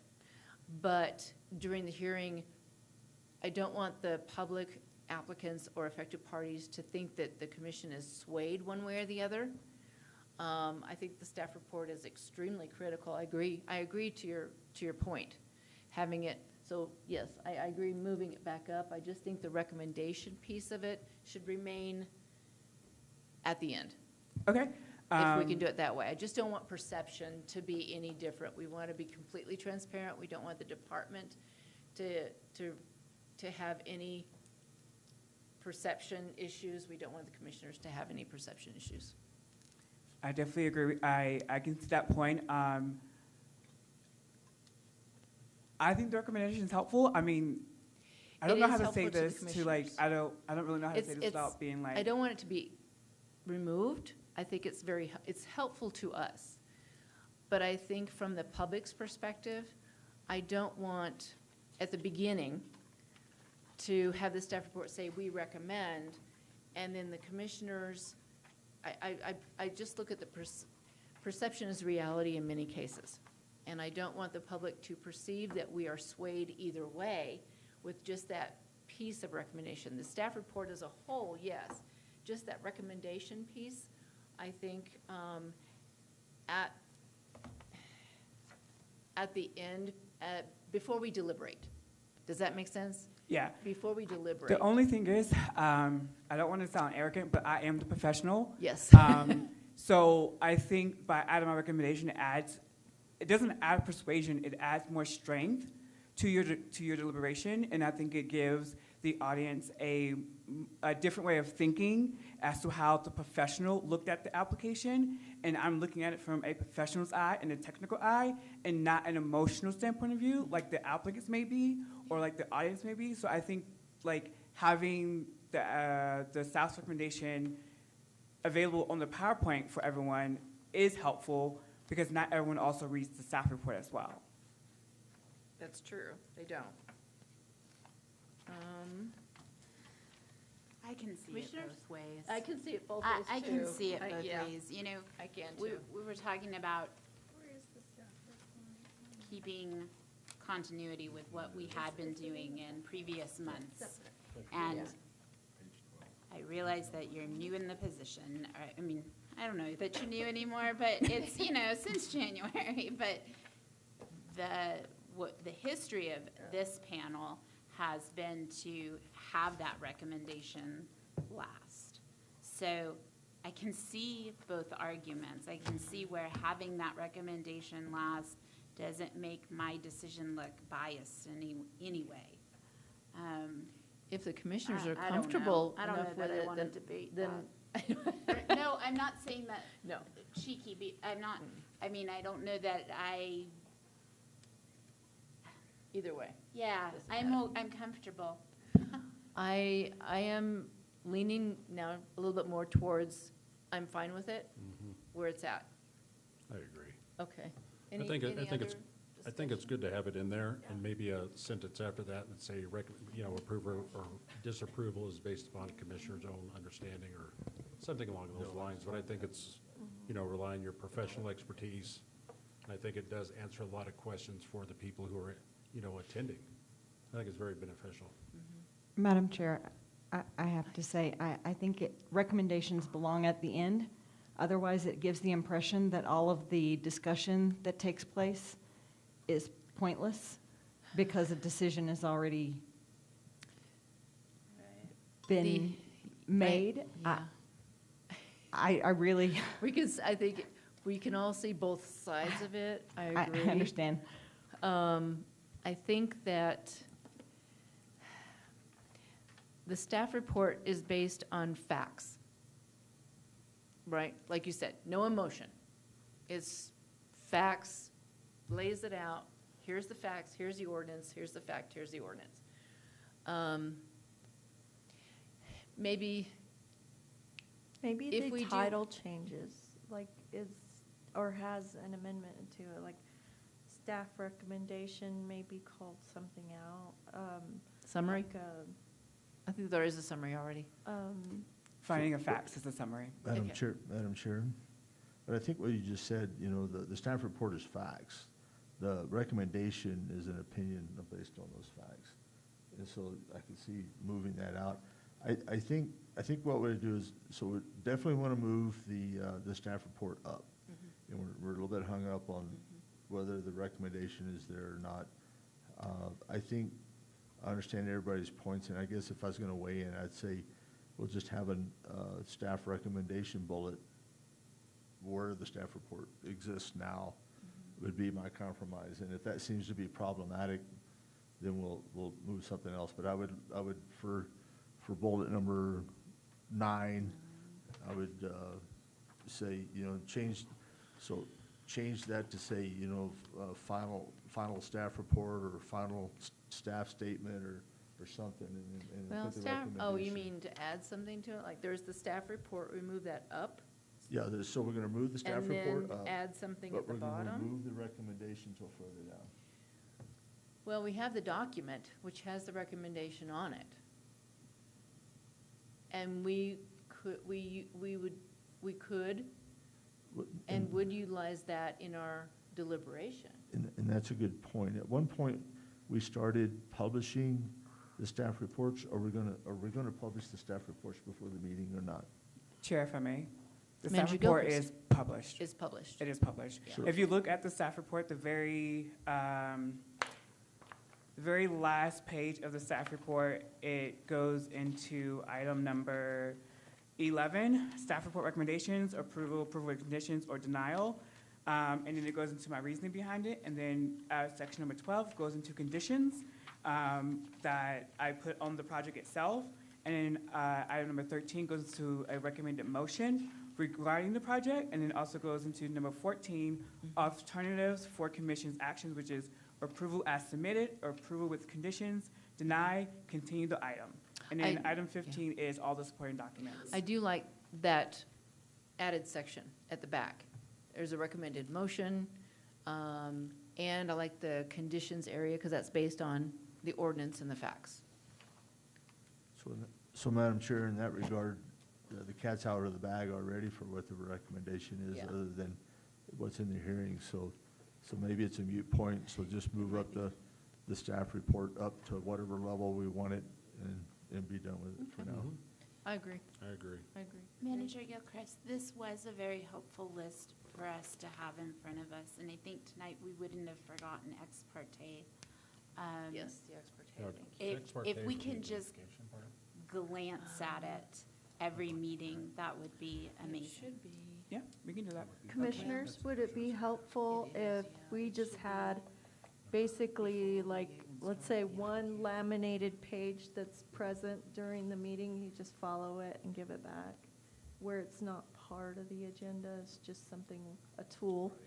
I don't have an opinion on that. Exactly that, yeah. And I think putting item number 1 should be, you know, no ex parte communication, no conflict of interest should be the first item on there.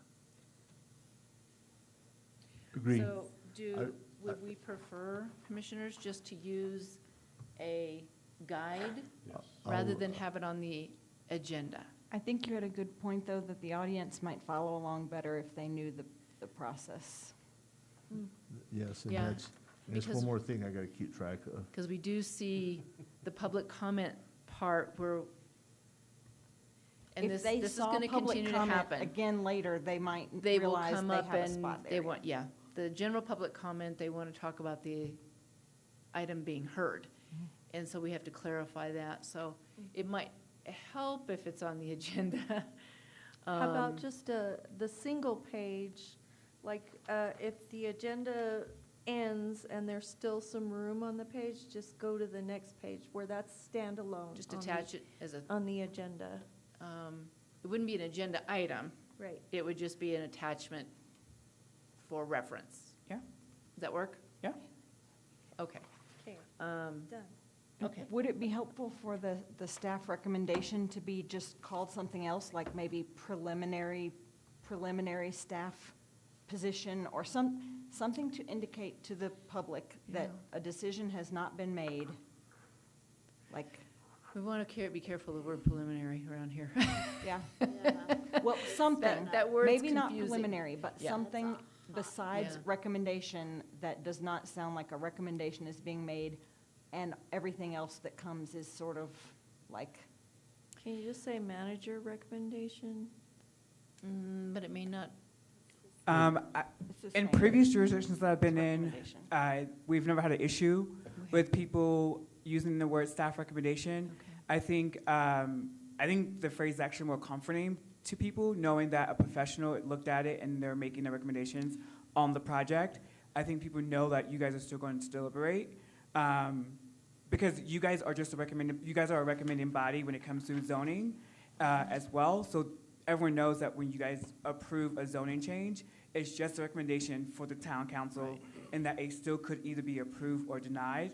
And so a staff recommendation is just me saying like, hey, I looked at it from a different point of view, because I feel like a lot of times when people look at applications, they're going on a checklist, right? You're just looking at the ordinance and then looking at this plat to make sure everything is there. And it's not being looked at from a technical eye to look at are there easements being matched to what we need them to be matched for utilities, or the roads need to be matched for fire trucks. That's the stuff that we're looking at on the inside from a technical point. And so I feel like staff recommendation is more comforting and more powerful, and I think safer to say than just staff thinks that this should happen. No, my recommendation is this, based off the facts, based off our ordinance, based off my technical eye and my training. This should be approved because it meets everything that we need it to meet. we can also just continue the way what you have it now, and we address concerns as they come up. Madam Chair? Commissioner Rush? Adam, could you put that list back up, please?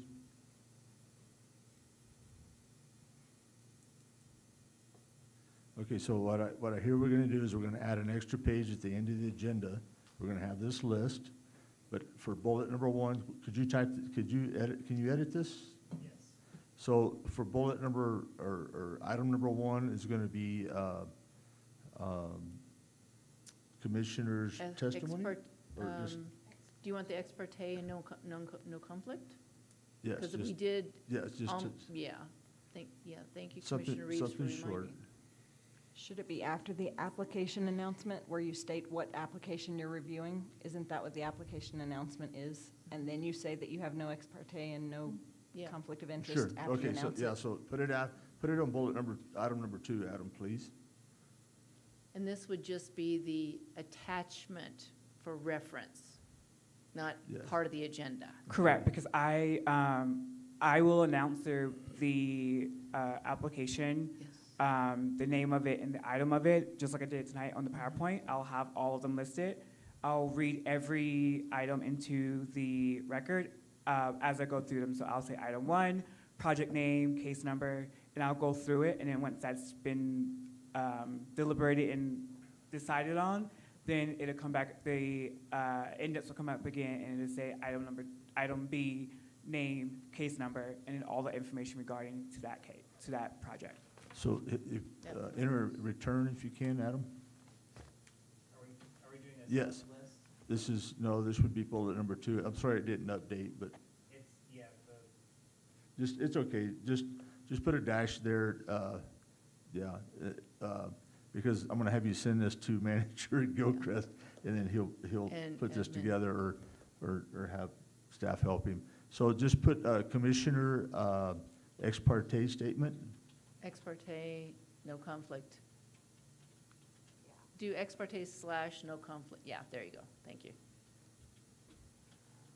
Okay, Okay, and then take, what we're gonna do, if I understood, we're gonna take the zoning official / staff report, and we're gonna move it to where? to, Chair, if I may? yes. Are we identifying no ex parte communication and no conflict of interest via every project? Yes. Because if Yes. so, then it needs to go Yes. application announcement, staff report, and then under staff report, it would go under ex parte communication / no. I think we would need ex parte communication, no conflict prior to staff report. Well, Because if there's- I'm reading the project into the record, I would say item number 1, is there any ex parte communication or conflict of interest? And then we can take a roll call or something. Oh, okay, yeah.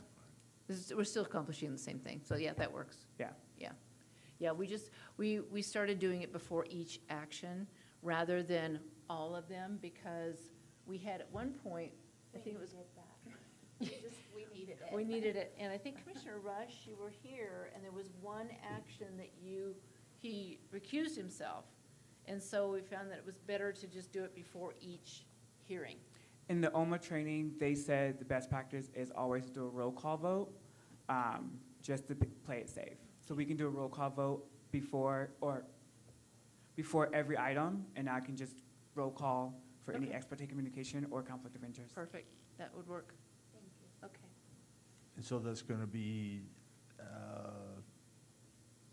It would be, after the staff report?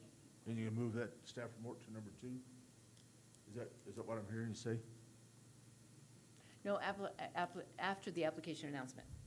Yeah, so Okay. it should go Yeah. application announcement, and then subline, Subline, staff report, ex parte communication, and is that it? So just tab. Okay, but you gotta delete staff report down here at the bottom. yeah. All right.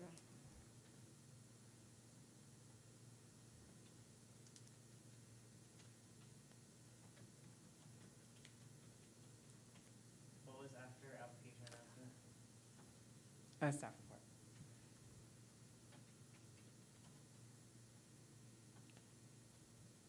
I was just rewriting it in a. Yeah, yeah. Yeah, and then take number Delete. 9, where it says zoning official staff report, remove that. It's next to the X, but it's actually number 9 because we, yeah, Delete that one row. right there. Okay. And if you would copy paste and send that to Brandon. Thank you, Brandon. Brandon and Alicia. Elise. Elise, I'm sorry. I'm really bad with names. Okay, now- I admit that to every single person I meet. Now that we've got that done, I've got 2 more things. Okay. So the next thing, it can be very lengthy, but I'm gonna really shorten it up. So what I wanted to do is provide a document to everybody about a proposal for an update to the subdivision ordinance. It could stand on its own if we wanted it to, but I needed some means of providing this. So this is from the research I've been trying to do on easements. And, you know, I've talked about we need training on that to understand what content is supposed to be and blah, blah, blah. And so I don't think that it's proper for me to just show up here and hand that out. I think that because there needs to be, that becomes ex parte communication, because we didn't give the announcement to the public. So correct me if I'm wrong or how to proceed with this. But what I wanted, so this is my announcement that I'm going to provide to my other commissioners and to the planning and zoning staff. I'm going to provide several documents containing information that I think should be added to the subdivision ordinance, or it could be standalone and so on. And what it will include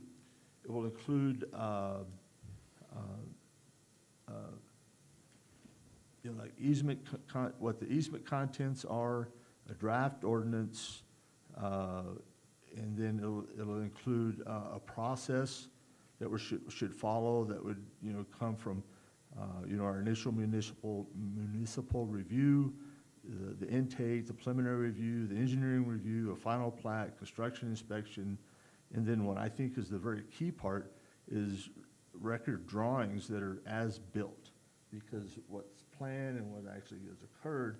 And so you go through all this process and you don't approve, even though you've done the final plat approval, you don't give them their final permit until you've done the as-is drawings. Because see, if you've got drawings and they've built something that's different than what the drawing shows, then nobody can find it. So you go through this process and you hold them hostage until you get these final approvals. And so this is the process. I mean, this is just one of several things. There's definitions. So I want to be able to submit this to you guys, and so I'll submit the package at the next meeting. Chair, if I may? Manager Gilchrist. How do I phrase this? There's a lot of things that we don't do in-house that will make that process a little more difficult. We don't, right now you guys don't have control over a development review process, and so that process, that step would not be eligible for a plat because we don't require any drawings for a plat as far as like building wise. We also don't have a town engineer, so that is outsourced. So every time we use our engineer, we are being billed for it. I did ask town commission for a raise not a raise, but an increase in our staff fees for application fees. They have denied it twice. So the thing is, right now, how we're doing it when it comes to development reviews or subdivision reviews is that we're getting together with the outside resources, and we're talking with the applicant and telling them what they need to have prior to them submitting an actual application to save them money and save us time as well too. Understand, and you know, it wasn't my intent, and that's great. You know, we'll bleed this thing, cut it up, debate it, do whatever we need to do. But I think when you look at it, and if you think about it, you'll think it's good justification for the reason why we should be doing those things. Because if we're not doing those things, it's liability and possible maintenance costs to the town by not doing this right. And so I didn't come here tonight to debate and go through all these, and that's exactly why I want to be able to put this together and give this to you guys so you could say, hey, this is going to work, this won't work. And as we're trying to update the subdivision ordinance, I think I think information that's in here is vital, because when we do an easement and you approve a subdivision plat, there's easements in there, and the way it works now, when we approve the final plat, because that's what it says in the ordinance, it's done. We've accepted it. So if the town is responsible for that easement, we've just signed off for the town, now has to spend money on that easement and that maintenance. And so we need to understand those things. And so these documents will list what's needed and why. And so there's who is the easement granted to? Who did the engineering report? And so, there could be problems with it, as Mr. Gilchrist says, but all I'm trying to say is I've got these documents that I started putting together, and I have no way to convey these to you guys other than to come up at this point and say, I want to give these to you, and I will do that at the next matters of the commissioner discussion at the next meeting. I think anything that we can look at, even though we have an outside entity that does review some things, there's probably always opportunity. There's always opportunity for improvement, no matter what level. So I think it's worth looking at. Chair, if I may? Yes. Yeah, so I agree. I think that is very doable, but we are hiring an outside consultant to update all of our ordinances into one unified development code. So I don't feel like right now that's really necessary if we're going to already hire a consultant to help us update all of this. Can we respectfully submit these ideas to them? Yeah, I mean, we haven't picked a consultant yet, so I don't know. So when the time comes, is provide them some of the things that we have seen as a commission, difficulties with our existing ordinances, and we could present it that way. It'll also be community outreach as well, so the community Yes. have input Yeah. on everything. I also want to make another note, because Commissioner Rush talked about knowing what the easements are. I did send out a proposed 2026 training list a while back. No one responded back to my email if that list was good for dates, bad for dates, anything like that.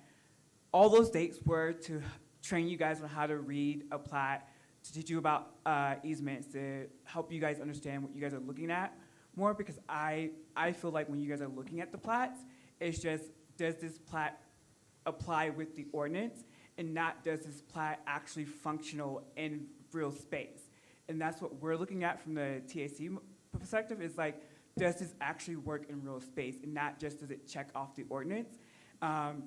So like, you guys should know, but like, knowing how much easement is needed for dry utilities versus wet utilities, how much radius is used for a fire truck for turnaround, where the fire hydrants need to be placed at, how big our lots have to be at a minimum. Those are all things that we're looking at, and that's something that you guys aren't looking at because it's not in our ordinance. So again, that's all part of the like development phase, and you guys currently right now do not review any development processes. Mr. Gilchrist, I look at every one of those. Oh, the development review? I look at every one of those details. I know, and Oh, that's yeah. what I'm saying. You're looking at the checklist, No, and you're I'm not, looking at the I'm not plat. no, I'm looking at every one of those engineering details, I guarantee you. But So, do you understand it? Yes, I understand them Okay. very well. But there's things I don't, but I do want to make sure we have that training, because I'm having to educate myself on those. So if I didn't respond back, somehow or another I overlooked that email or that training notice, or it fell between the cracks. So I apologize for not responding back. But I do guarantee you I look at all those details on these applications. Manager Gilchrist and I talked about, because summer's upon us, and with training that we still need to do, one of my concerns was that with a multitude of meetings, we're going to run into possible quorum problems with summer and the things that come in summer, which is vacations and things like that. So I had suggested that we think about doing training before our regular meetings from 4 PM to 6 PM. It gives us a 2-hour window rather than a 1-hour window, It's a good idea. but to avoid additional meetings in the summer, and then we revisit in the fall. I like it. That was my concern, is quorums and attendance, especially during the summer season. Yes, I'm already So- having conflicts myself. So, and it was to Manager Gilchrist's point that he did send out that email with dates on them. And so he and I, and actually Manager Hamilton, we all met, and that was one of the things we talked about and said, this probably would be doable and would lessen the stress on schedules. So if I can get each of the commissioners' feedback on that, then we can kind of settle in on what we're going to schedule. Madam That Chair, would be my I'll support that. Okay, Commissioner Rush supports it, Hutchinson supports it, I agree. Commissioner West. Madam Chair, I do not know that I can make a 4 o'clock meeting every single time.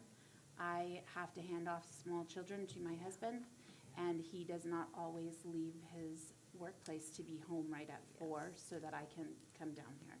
With that said, if you want to set a 4 o'clock time frame, I understand that, but you'll have to know that there may be this 30-minute window that I could potentially miss.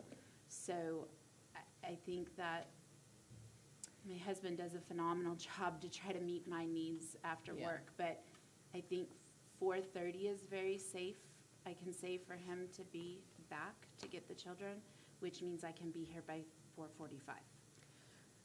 I wonder if during that 30 to 45-minute time frame, can we do, we just call you and put you on speakerphone?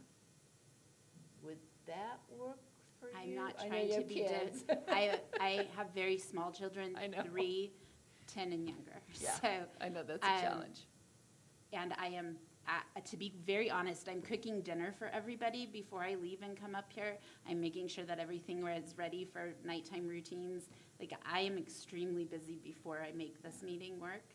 So 4:45 is about the right time for me to be able to make it here. And I apologize greatly. I'm sorry. Chair, if I may. I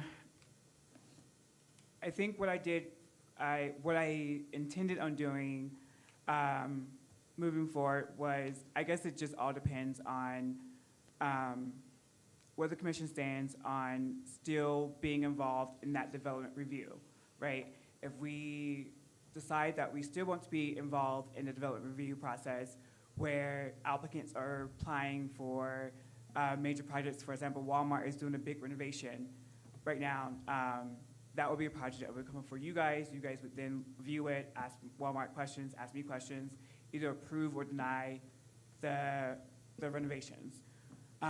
That itself comes with a different set of plans that you need to review, as far as like electrical, foundation, site plans, landscape plans. So the point of the list I sent out months ago was to lay those all out in a way that wasn't over cumbersome and overwhelming for everyone, because it is a lot of information that you are taking in on how to read these different maps and diagrams and understanding what our different ordinances, because right now we don't rely on our landscape ordinance, but if we did do development review, that would be an extra ordinance you guys will be required to learn and understand. So that was the reason for all the extra meetings from April to the fall, in hopes that when the fall hits in September, you guys would have a well understanding of what it is that you guys are looking at, and know how to make the decisions as far as like development review and subdivision ordinances when we go live next month with our new online system. But because no one responded back to my email stating that it was either good for them or bad for them, I canceled all the meetings and just left it at our once a month Thursday meetings.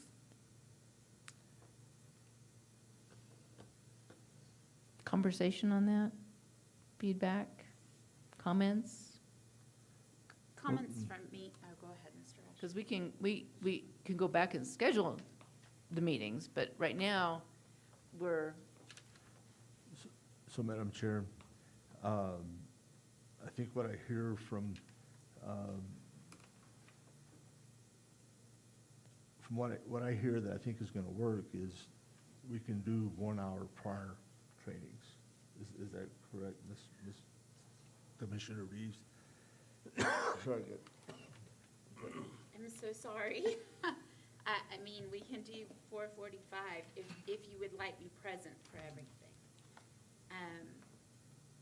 It's just really the best I can personally do, and I apologize again for that. I No, think starting at 4 would be wonderful. No need to apologize. No. I bet it- know, I but- feel Just need to bad find because the best alternative 5 to for, 6. for all of us. I just was concerned at the number of meetings, and then we wouldn't have people there, so then we're, you know, half of us will be trained and the other half won't, just because it's gonna happen that way.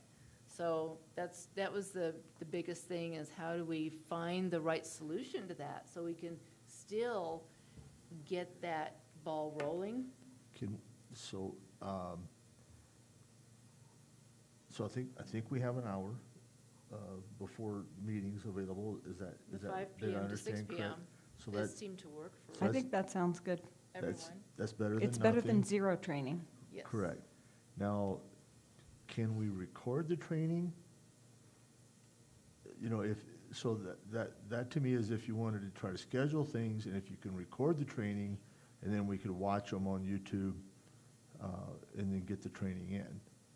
I mean, I've done lots of training like that before, and so I just throw that out there as an option. So at least, so I think we'd agree that we can do an hour before meetings. You know, I support that. That's like Ms. Angela said, it's better than nothing. And then the other option is if we can record the training and then make the packet of information available, would that be effective for other people? Chair, if I may?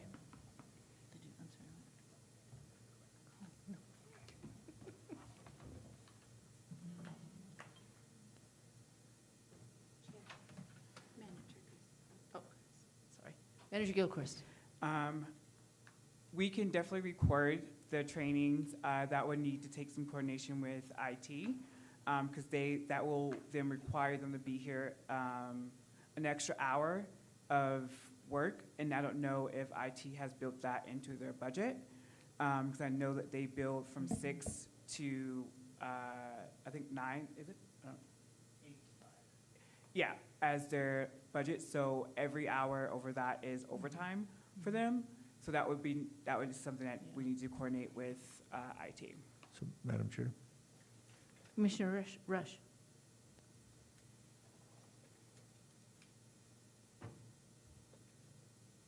I withdraw my comment. No, I finally put two together, so yeah.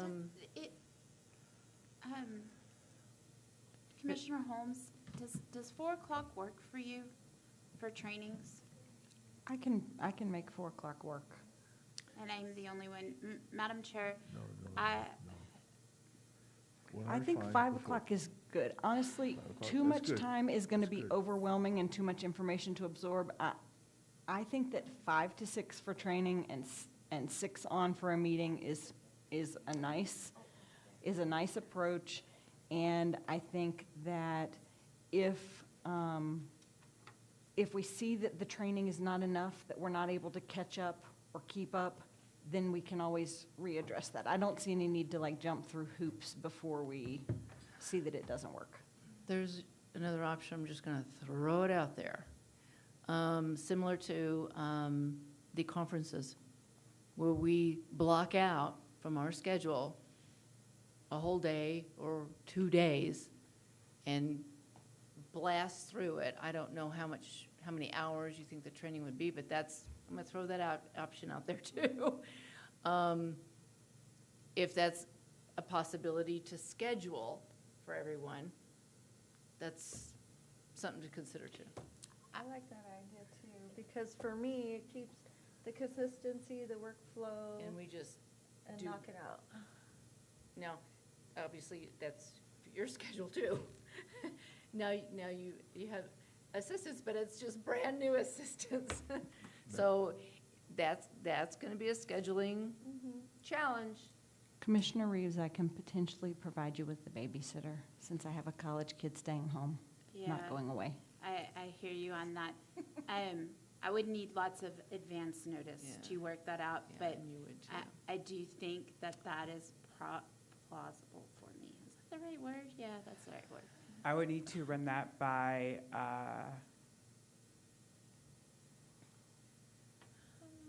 Manager Hamilton. I don't know why I forgot his name. Oh, yeah, Manager Hamilton, yeah. Because Because it's we would, 8:30. we Yes. would essentially be shutting down planning and zoning for the day, Right, or for 2 days. right. And so I would need to run that by him. It wouldn't bother me at all. But planning and zoning is the only department in this building that functions from 8 to 5 every day in facing with Right. the public, whereas every other department does not face the public. So that would be the only thing is making sure that we could shut down the department for 1 or 2 days to Well, get that going. throw it out there to Manager Hamilton and get his feedback, and then we'll, again, just any, There's always I'm a just solution, trying to right? throw out any other possibilities. You know, we don't, none of us want to do a night training, so I'm not going to do that. Nobody wants to actually do that kind of thing, because also, in the evenings, you're just not as We need to be coherent. mentally present. So, I will email you some ideas with my, for my schedule, and we'll have a conversation about my personal schedule. So Threw out I there we'll have a possibility conversation of just about that. doing, What do you think it 2 can days. work? just kind of like the. Yeah, and again, Block that out 2 is days and the training schedule that I follow originally through. sent out. We're talking. Was anticipating that you guys were going to pick up reviewing large development projects in the fall. Because that's what constituents want, because they want to be able to have a voice in where manufactured homes go, where commercial goes. And right now, they don't have a voice in that because it's not a public-facing Yeah. conversation. Manager Gilchrist, you've referenced that schedule a few times now, so I went through the emails and I don't have a copy of that. Okay, I can forward It that. could have been before I came back on board. It was I don't remember, I- February or? I Yeah, got that was it. I think it before was me. February. I got it. You got it? I do remember didn't seeing get it. And we discussed it, you guys discussed it at one of the first I have a copy of it meetings. somewhere, but I was looking for it in my email. Yeah. I think you weren't here the night that they discussed it, though. I think it was one of the first meetings that you weren't here for, because we did discuss the fact that 2 meetings a month was a big jump, and we needed to all look at schedules, so. And someone had asked me to put together a schedule, and I did and mailed it out. I Yeah. emailed it out. Okay. Well, let's see I'm if- not finding it. Let's on just my see email.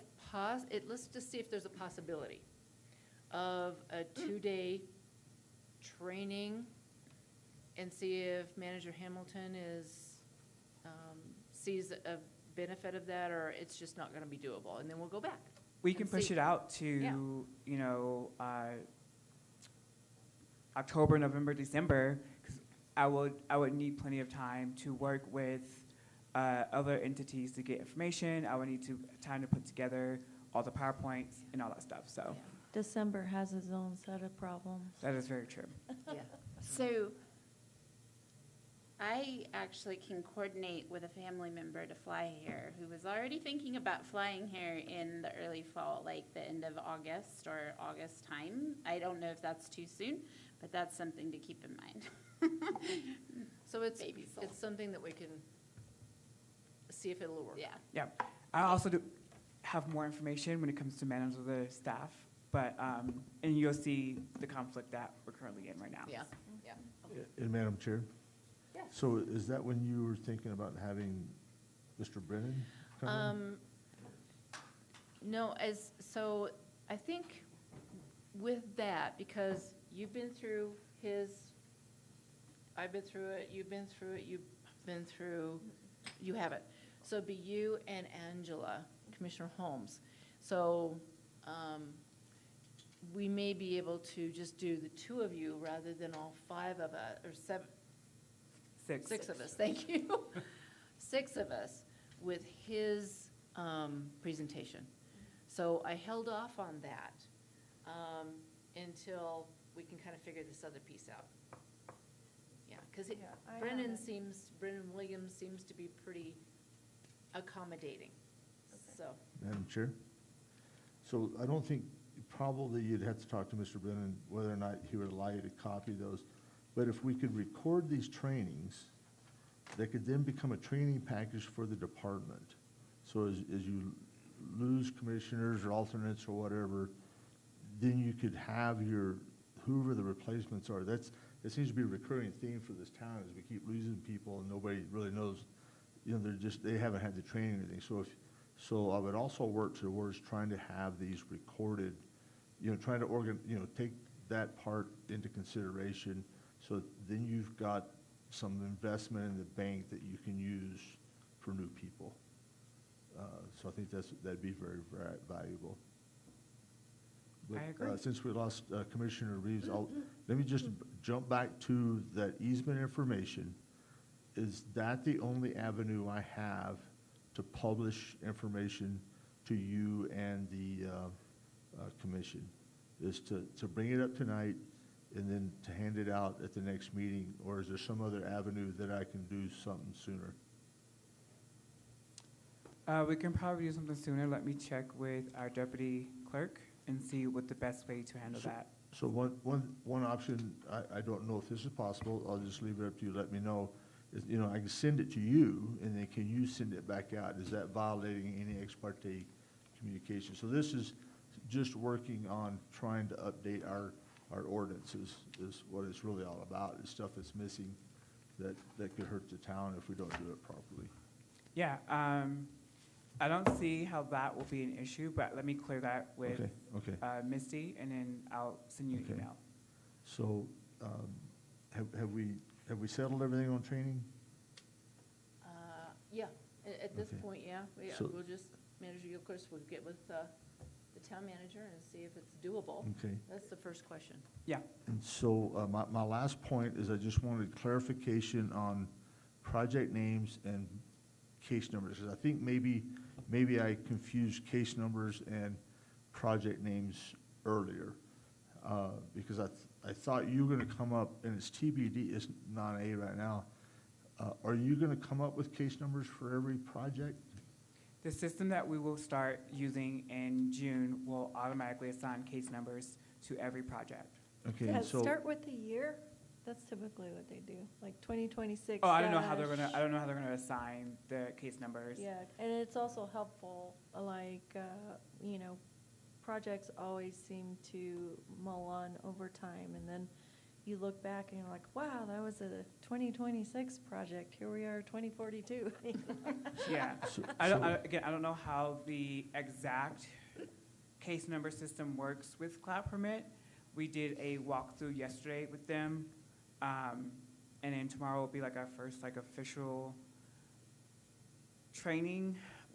So that's a question I can ask. Yeah, if you don't mind, ask them if that can be a pre-number on that, which I think is very typical with any Yeah.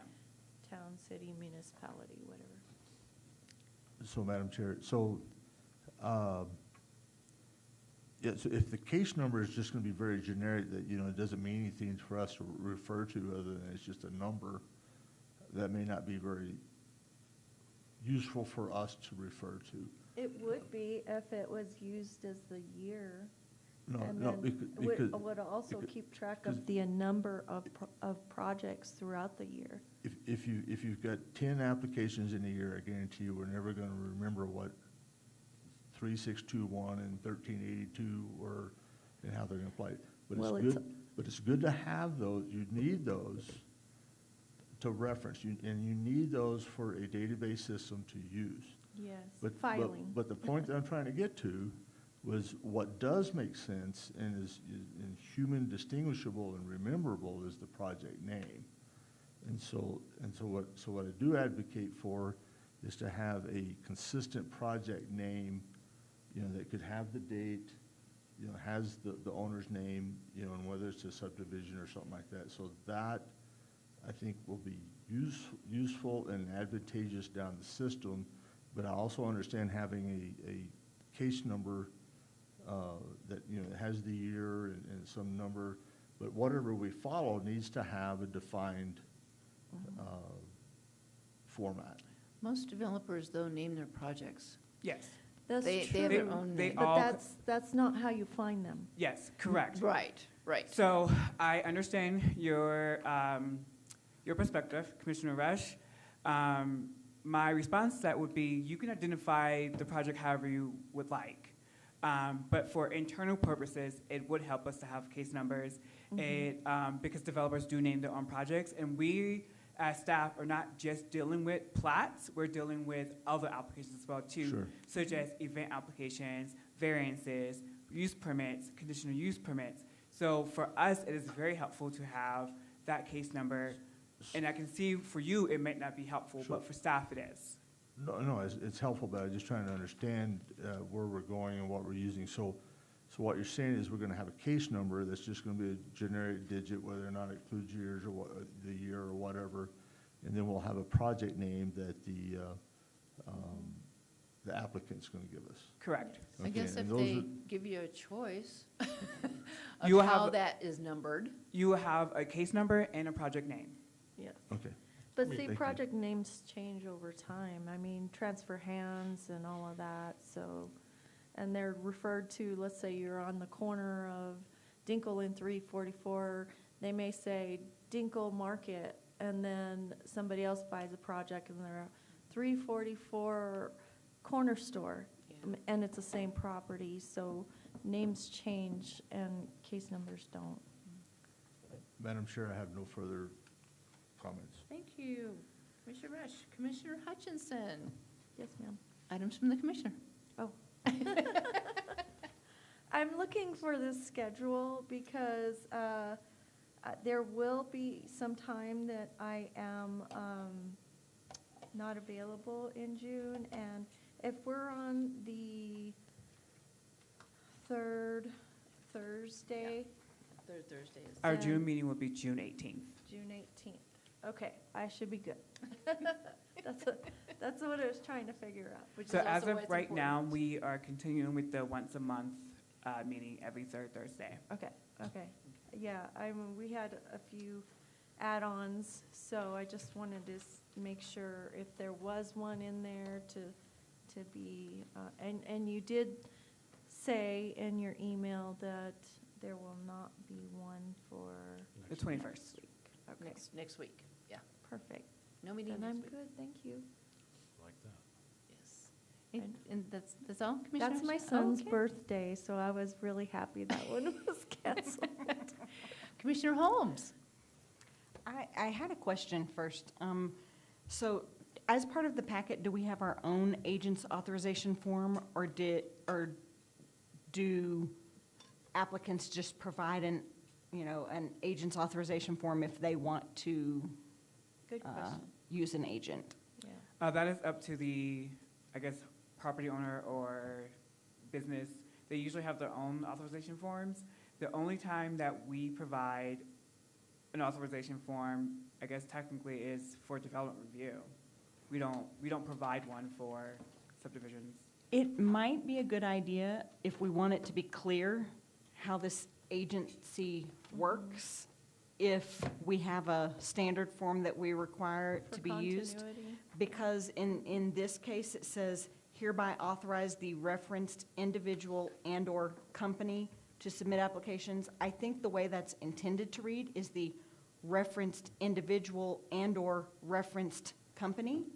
And there was no referenced company, so we can't filter that back up to the company because the company wasn't referenced. But in this case, I think they intended for the company to be implied because it was their own form. It was the company's own form, right, that was providing the agent. So I just think to provide some clarity there, it might be good if we had our own standard agent authorization form that we control, that we know what it means, and that we know how we apply it so that we can better hold people to a consistent. So we, on that, if Agency. you looked at our application Mhm. application says applicant information. Yeah. And so how we put it into the system is how they fill out the application. So this applicant wrote, for the applicant, they wrote Derek Smith, the company they wrote BSN Santa Fe, DBA East Mountain Surveying. The mailing address is the mailing address of the company. Phone address is the phone, or the phone number, the email address, and then it goes property information, project name. Point of maybe- order. I apologize to interrupt Mr. Gilchrist, but we got to be very careful about talking about any specific name. Yeah, no 'cause that specifics. becomes I'm ex talking parte generic. communication, so Yeah. they're Yeah, talk I very, don't very even- generic. Yeah. I don't even know that we can legally reference previous steps tonight, that we keep things in very simplistic terms about our names, own the names. in-house forms. So generically Working. speaking, I think it would be good if we had our own agent authorization form, that we understand how it reads and To Make be it sure. uniform. Uniform, so it's clear to the applicant what Yeah. they need to put down. So we Manager, don't get variations of it. correct. Because we did get a variation even of EPCOR's letter at one point. Right. Yeah. Because they don't know, I think you mentioned, they don't know what to go ask for Right. at EPCOR. So EPCOR is giving them what they think they're supposed to. Right. It's an interesting idea to I think it- yeah. provide the template. Madam Chair. Commissioner Hutchinson.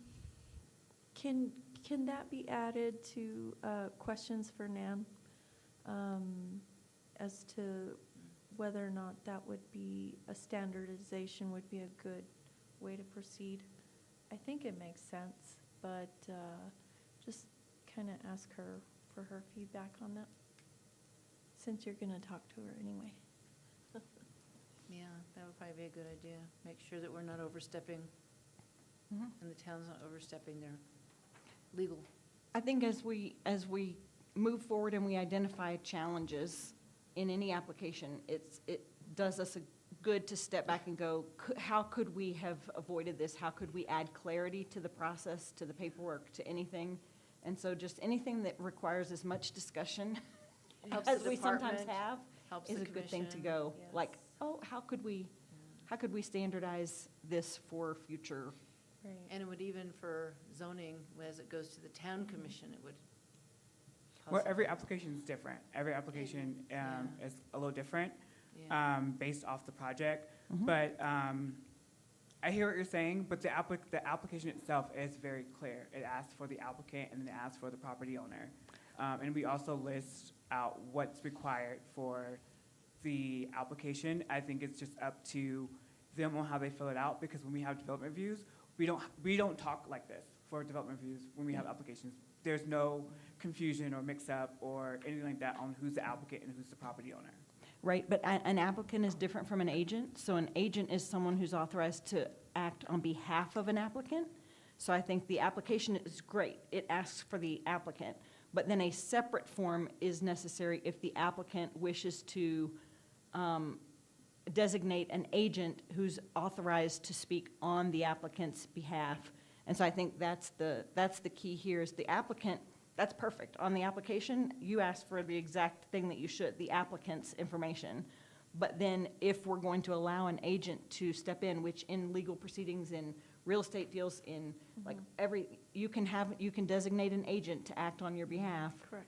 That does not mean you're no longer the applicant. I could apply for something, and then I could name an agent, and then if I want to be there, I could be there to speak for myself, but I also, if I can't be there, have already designated an agent Right. who's It's not necessary. authorized to speak on my behalf, but it's not necessary if I want to represent myself. So I'm just saying, like, if we're going to allow an agent to act on behalf of an applicant, then we need to consider, and I think it's a great idea to ask the attorney, like, Yeah. 'Cause how I think should this look? What We've should we seen do? it.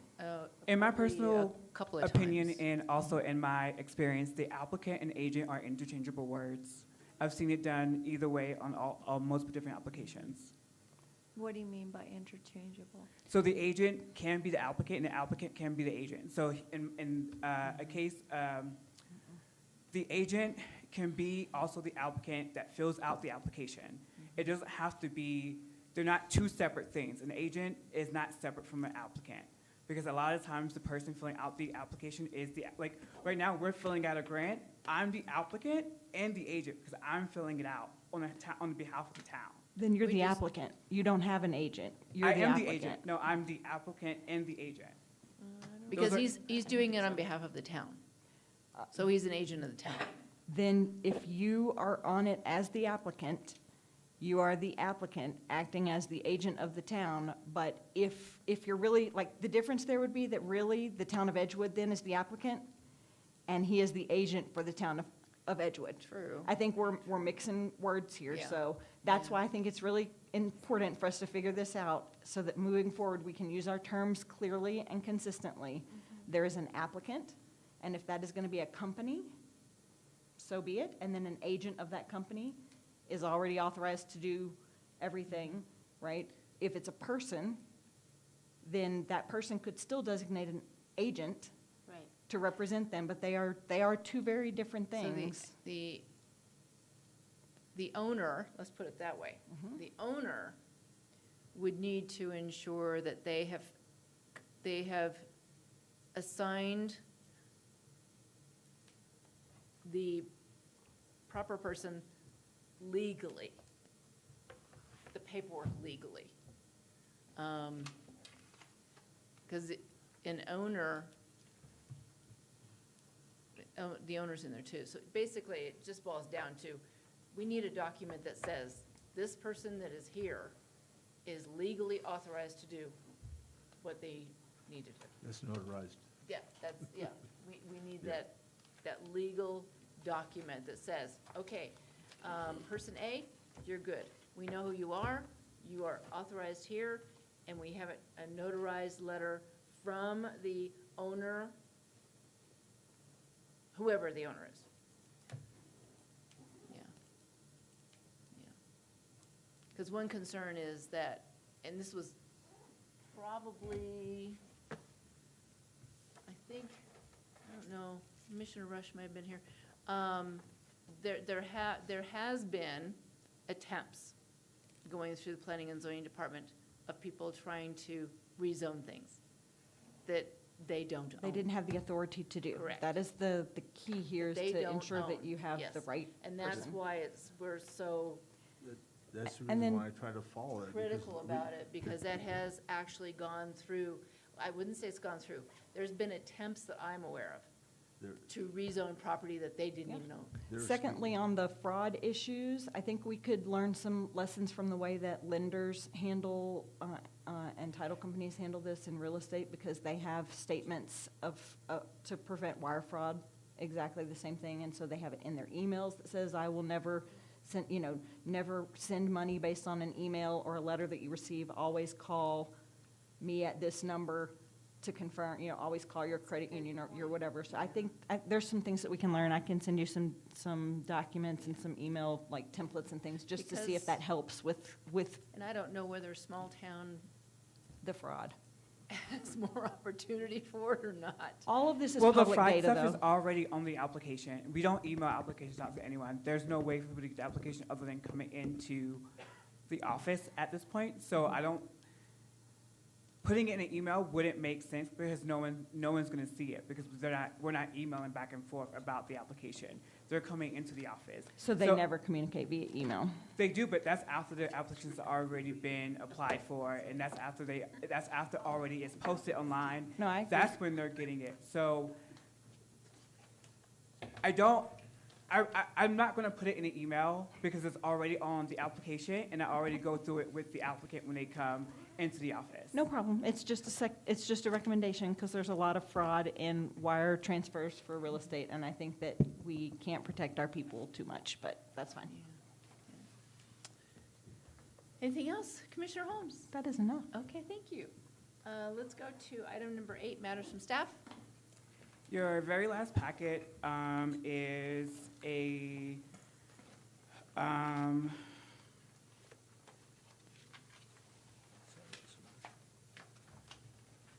DPRAT? is a flyer in a application. I'm a part of the American Planning Association. Within the APA, there's different divisions. I'm a part of the Urban Design and Preservation Division, and so they are doing their annual assistance team program. And so I spoke with Manager Kelly, and we thought it would be a great idea for us to put our application in. And so what that does is, because we have talked about as a commission about doing design guidelines, streetscaping, that type of thing, that's what this program is for. And it's a 2 to 3 day intense workshop, and it's free, which is why I thought it'd be great for us to do it. So I went ahead and applied. The second page is just more about the application, or just more about the program itself, and then a sample of the application that I submitted on our behalf. So would this be where the entire commission would go through this? Or would it be just a few members of the commission? How would this work? It would be all the commission, so I would work directly with the APA to schedule and organize the training or the program itself. Yeah. And then we will open it up to the public. And so this is a great opportunity for us to engage our neighborhood advisory groups into the development of our design standards, our streetscape design, and cleaning up our ordinances as well. Wow, yeah, that would be great with the different neighborhood, yeah. Have you had any feedback on that yet?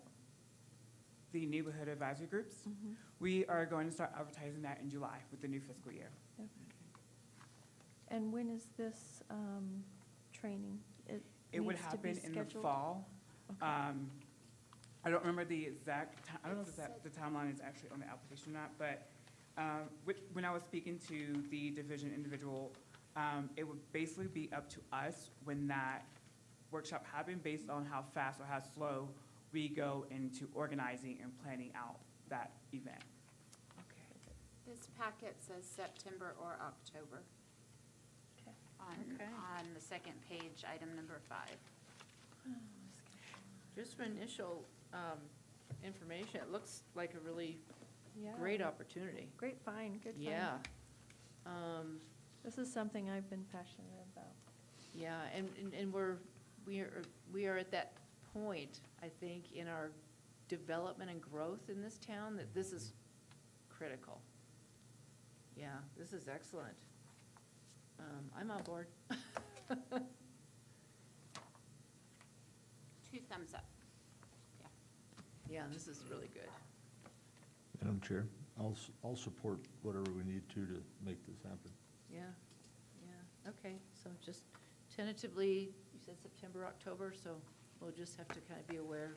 So as soon as we get the information, yeah, the dates, I think we're all on board for this. Lois, would you have issues? As Well, long I as was you just know going to ahead of ask for time. clarification, and then I said, be quiet, I can ask that later. So it is, where would this be held? It will be held here, Here? yes. Yes. They will come to us. We'll figure it Yeah, out. you said it would They be would come to us. And Yeah. so, I know the application says like September, October, but when I talked to Shannon, somebody, Okay. she said the timeline would be up to us and how far out we planned it. Because I did tell her we are a small staff in a small town, so we would need to like really plan this out to make sure that it's like advertised very well for the public, and making sure that not only P&Z Commission could come, but also Town Commission could come and have their input. So I asked her what's the latest we could have it, and what's the earliest we could have it. So we won't be able to have it any earlier than September, because they don't pick a town until like July or August, I think. So we won't know until like July or August if we're the town being picked.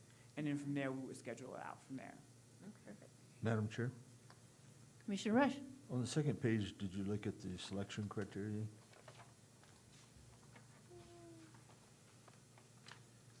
So, I don't understand this completely all, but it says projects in order to be selected, the way I read, several, let me start over. It looks like they're saying that if we were a project, we must be focused enough to accomplish the objectives, and the timing must be right. You know, is the community ready to address this? So Mr. Gilchrist, had you already kind of put some thought into that? Do you think we're ready, or do you think we'd be ready by September, or do you think we even have a biting chance of being selected based on our readiness criteria? I think we have a strong comp plan. That is our guiding factor. We have constituents that are wanting to move forward with the comp plan, and that are wanting to be involved, and we have. And we've already been doing the New Mexico Main Street. Or is it New Mexico Main Street or is it just Main Street? I think it's just Main Street. Just Main Street. We've already been involved in that. Correct. So, the readiness would be up, honestly, to the commission, because I know that the constituents are ready, just from conversations with them. But it will absolutely be up to the commission. Is it something that you guys in the town commission is ready for? Because it will be intense. Just speaking to some of their past winners, it is very intense. It is very heavy. You guys are not required to be there, but they do ask for like a partnership and like other entities to be available during that training time period. And so I just kind of listed some entities that would be great for us to partner with during that time. If you read my application, it is a PDF, unfortunately, so you can't scroll down, so it cuts off half of my paragraphs, but I think if you just read like whatever you can read, I think you might be able to get the gist of where I was going with the application itself. Oh, But the application is due tomorrow. I've already submitted it because it's easier to withdraw it and not take the project on than it is to submit it late and not get picked. And so that was a decision that Manager Keller and I made, that I would just go ahead and submit the application on our behalf. And then if it's something that the commission feels like it's too much for them to handle, then we would withdraw our application if chosen. no, I love it. Yeah, And it does line up with the comp plan. yeah, it does. So there's no really real burden on the commission other than showing up for those 3 days. Everything else will be handled by staff internally. Okay. Do you bring snacks? Yes, we will provide food for all 3 days of training, of the workshop. Always about the food. Okay. Only kidding. That's all you have to say is food. Okay, we'll figure it out. No, I think this is excellent. It'd be nice that we can be selected. Thank you. Thank you for doing that. Yeah, that's great. Since Commissioner Hutchinson asked about my schedule, again, I will just say I will email you some things, and we will talk privately about my private schedule. Yeah, we can definitely do that. Sorry if I put you on the No, spot. no, it's okay. We'll figure it out. I just want to make sure. Yeah, I know you- understood. I'd like to be there. I really would. I Any- would like you to be there. Anything else? July 13th to the 17th, is that the correct date, Elise? Monday through Thursday? The 12th to the 17th? 12th to the 17th? I will be in San Diego for the GIS conference. It is a really big deal because I got selected to go for free. So I'm super That's excited even better. to go and just work with Esri and learn from all those amazing individuals. I'm a little giddy about it because I'm kind of a map nerd, so I love going to those kind of things. So depending, I don't know if our third Thursday falls during that time period. It does. Okay, yeah. So we would need to talk about either moving up that regular meeting or not having that regular meeting during that time period. Summer would be nice for a break. I would propose not having that regular meeting because I may have actually have potential conflicts during that time, but I don't know. We can declare Did you want commission us- spring break. Madam Chair? Madam Commissioner Chair? Rush? I think, if I recall, aren't there state statutes that require us to respond in a limited amount of time to applications? Correct, yes. So I'm I just remember that, so, and I didn't want to be negative about it, but I just wanted to be aware, you know, we have to be careful about. And we It's- also have to keep in mind that if we even get applications submitted by June 15th. Okay. So the department can communicate that? So Yes. that takes care of that situation? Yeah. Okay. Okay, good point. And so there's a good chance I may not be here towards the end of part of July as well. And so if we thought we were going to get in a bind and needed to have something done, probably earlier better than later for myself. You would know by June, I would let you know by June 15th, because that's the deadline for all applications for July.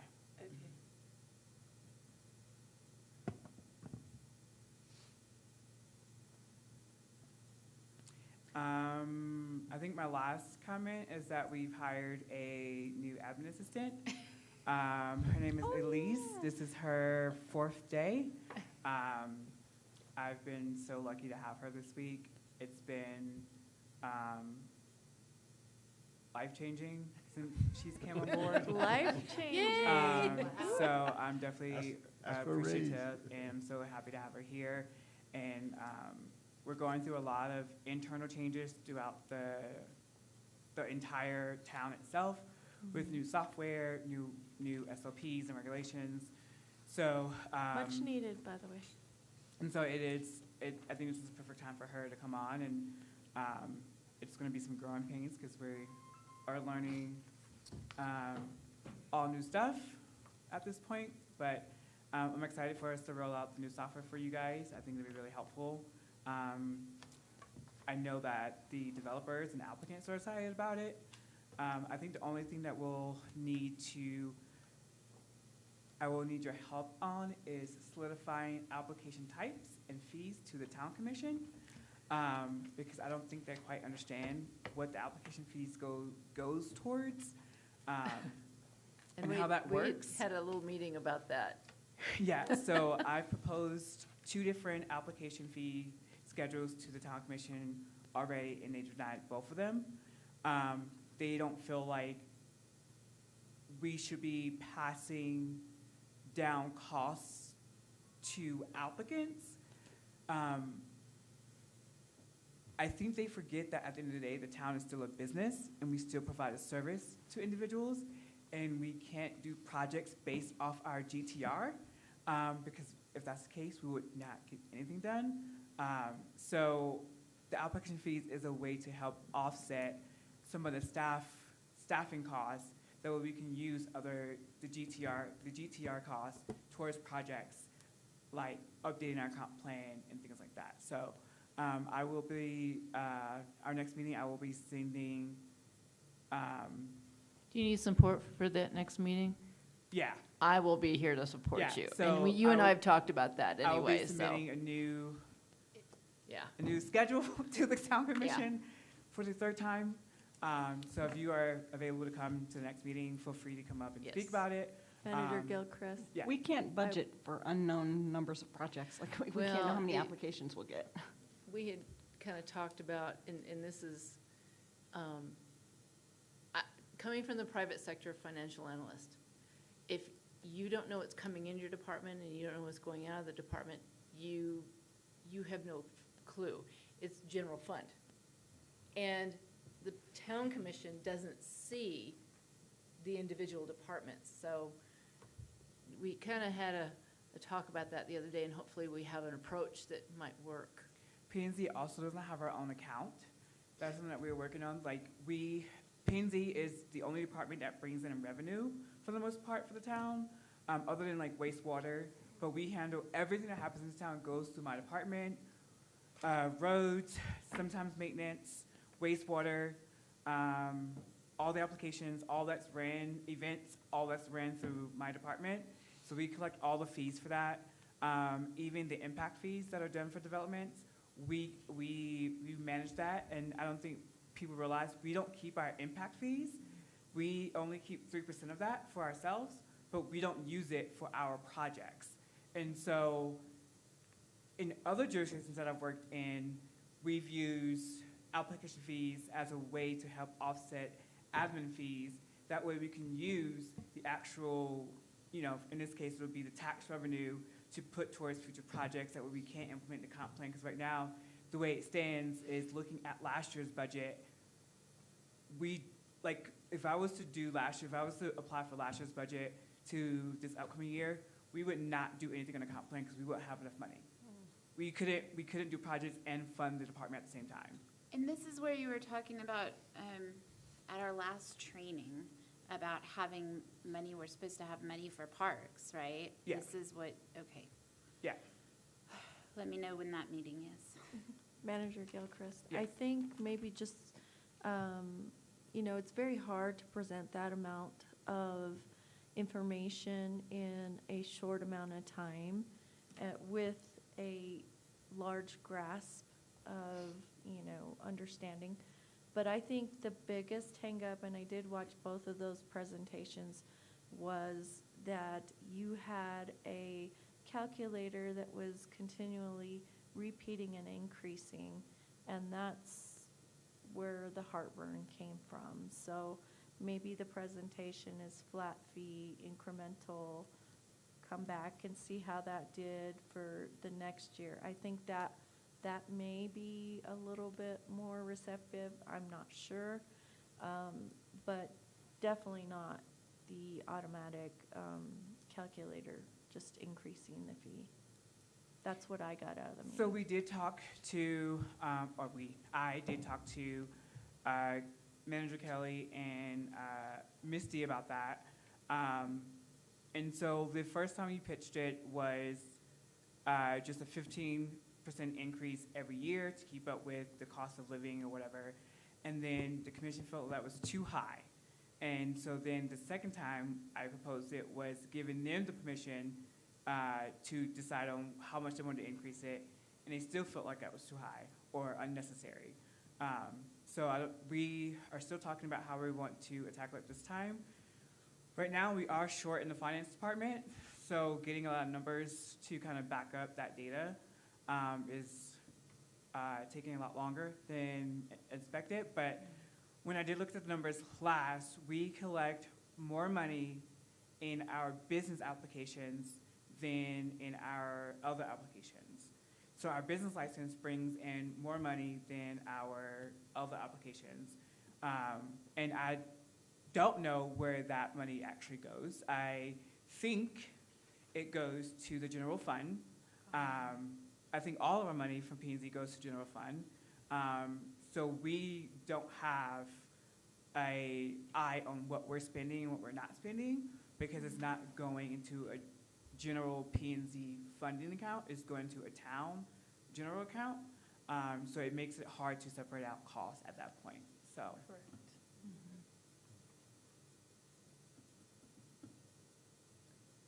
Do you think that you'll be able to get that information from finance, or is that something that you have to take a different approach where is, and I don't know, but do you have any way of identifying how many business licenses you did, let's say, in the last 2 months, and then how many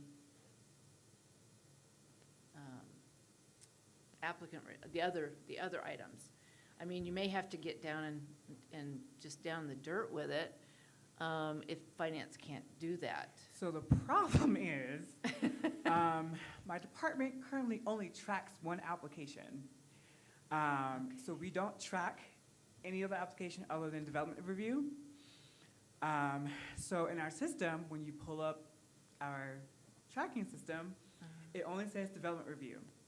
When in theory, we have other applications that people ask for as well. And then we also have applications that we don't have, that we should have, that people are asking for as well. So I'm not sure how we are going. I think that's been the hardest part, is because yes, I can pull up the business license finance part, but that will only calculate from January to February, because our business licenses are done on an annually basis, right? Oh, yeah. And also, there is a late fee in our business application ordinance, but we've never implemented that late fee. So that is $10 a day that we've missed out on for quite a bit of businesses. So There has to be a cap Okay. on the late fee, though. Yeah, so you're down to going through files. Yeah. That's what it is. If you need help, let me know. Yeah, but I wanted to just bring it to you guys' attention that, that's what I will be working on the next couple of weeks, is just trying to figure out how to really,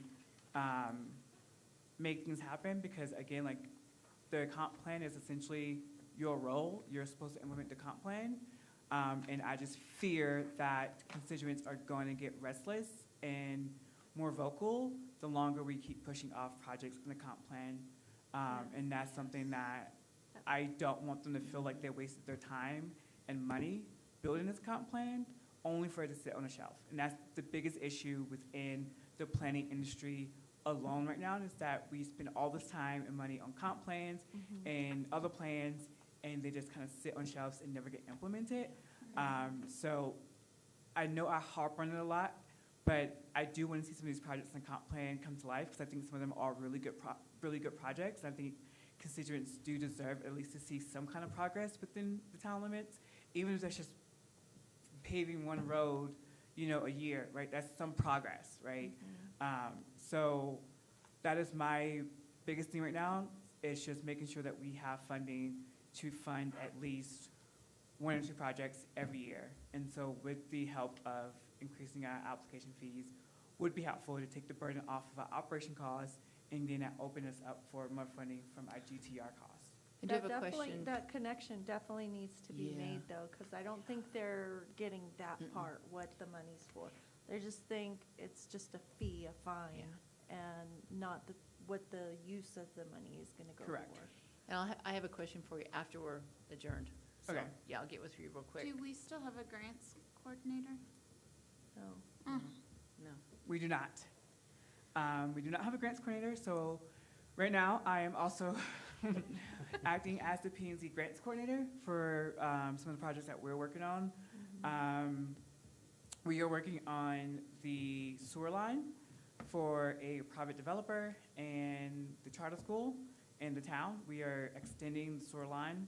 That's what we're working on right now. So that has also taken a lot of my time, because we're looking into grants. We are looking into the wastewater treatment system. We're looking into where the lines are going to go, how many houses can the lines reach out to. So it's been a lot of coordinating. I've been coordinating with USDA on money for funding for that project. We're working with a private developer who's putting up a good bit of money to develop the project as well, and also with the school. And we're working with them to get some grants as well. The thing is, the school is a charter school, and they can only get up to a certain amount of money and fund only to a certain point of their property line for the project. So the town has to be the connector between the school and the private developer pieces of land. So a little tricky, but I've been learning a lot about wastewater and how to calculate wastewater and the sewer lines. So it's busy in planning and zoning, so. I empathize that's with what you. happens in a small town, you have to overlap, Correct. but you learn a lot. Yes. I know wastewater calculations. Well, if you need any assistance, let us know in what we can assist you with. Yeah, I'll definitely send out an email when I am ready to present the new fee schedule to the town council. And then also, we will need to start thinking about what projects we would want to bring forth from the comp plan. So I did reach out to Planning Consensus, and I did order comp plans, like the hard copies for you guys. I ordered 10 copies. It was like $1,600 for all 10 of those. So they should be in hopefully before the end of summer. She didn't give me a direct timeline. I don't know if they have to go back to the printer and reprint them, or if they just have them sit on the shelf. She didn't say. But I did put that order in for 10 more comp plans for you guys all to have a comp plan. Thank you. Yeah, I I think I gave appreciate mine that. to someone. I don't have mine I've anymore. never had one, so I appreciate that. Yeah. Because I really wanted a tangible copy. Yeah. Madam Chair? Commissioner Rush? So I just had a question for Mr. Gilchrist. Were you guys able to get the zoning map updated that goes in there? And is there a map for the sewage system routing available? Yes, yes, yes. Finally, we have a sewer map. So happy. We got a sewer map. We had to track down different organizations that had it. Wasn't easy, but we got it. And so that's our first step, is looking at the sewer map where the sewer is already at and how we can expand it throughout Good job. Dinkle and down to Venus Park. And so the zoning map is being updated as well. If you are on our website, if you go to the GIS map button, you'll see that the zones have been updated. The only thing that isn't really updated is our land use map, so identifying what is actually on the land. That takes a little bit more time, because we have to go around and like survey, like, is this a business? Is it a house? Is it a mobile home? So that's taking a little bit of time. But we got all the roads finally put in. We got that section figured out on the roads that we do manage versus the roads we don't manage, and how much of a distance we manage that road, what kind of, what surface it is. So we've been putting a lot of work into that map. So if you have time, feel free to please just check it out and move around in it. The only issue that we run into is that we are using county data for plats and for parcels, and so that is only updated so often by the county. So sometimes when you look at the map, there might be a plat that you know we platted that doesn't show up because it hasn't been updated on the county's end yet. So we don't manage that data in-house at all, so. I'm sorry just to jump in, but I'm going to. So those plats, I know are supposed to be managed by the county. I see that some towns and cities manage their own copy.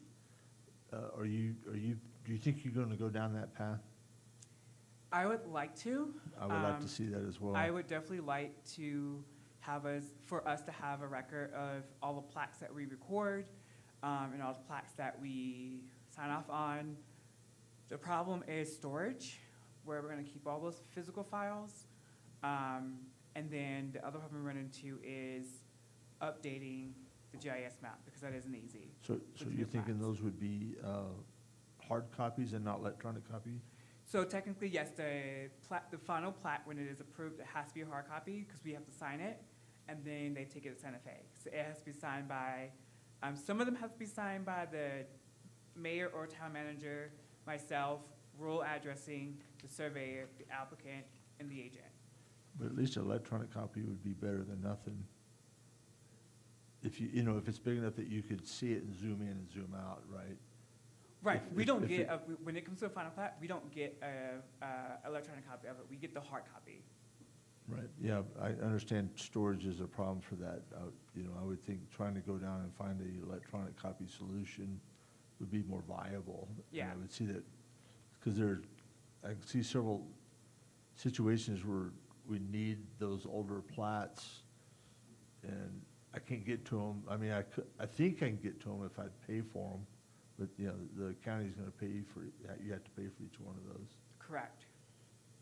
So what I think the best solution for right now, until we could really figure out how that's going to look, I hate to do this, but just rely on the county for right now, at least until the end of the year, until we can really figure out how we're going to be able to store both all those plats physically and digitally, and where we're gonna host them at, and if we're gonna make those plats public for the public, and things like that. And so that will be some coordination with IT and how we're gonna store that on the website and whatnot. So it's gonna be a lengthy process, I believe. So just to plant seeds, because I'd like to see the easements maintained here in the city too. Yeah, so easements are tricky because we don't always own the easements. We have to either pay for them, or the landowner has to willingly give it to us.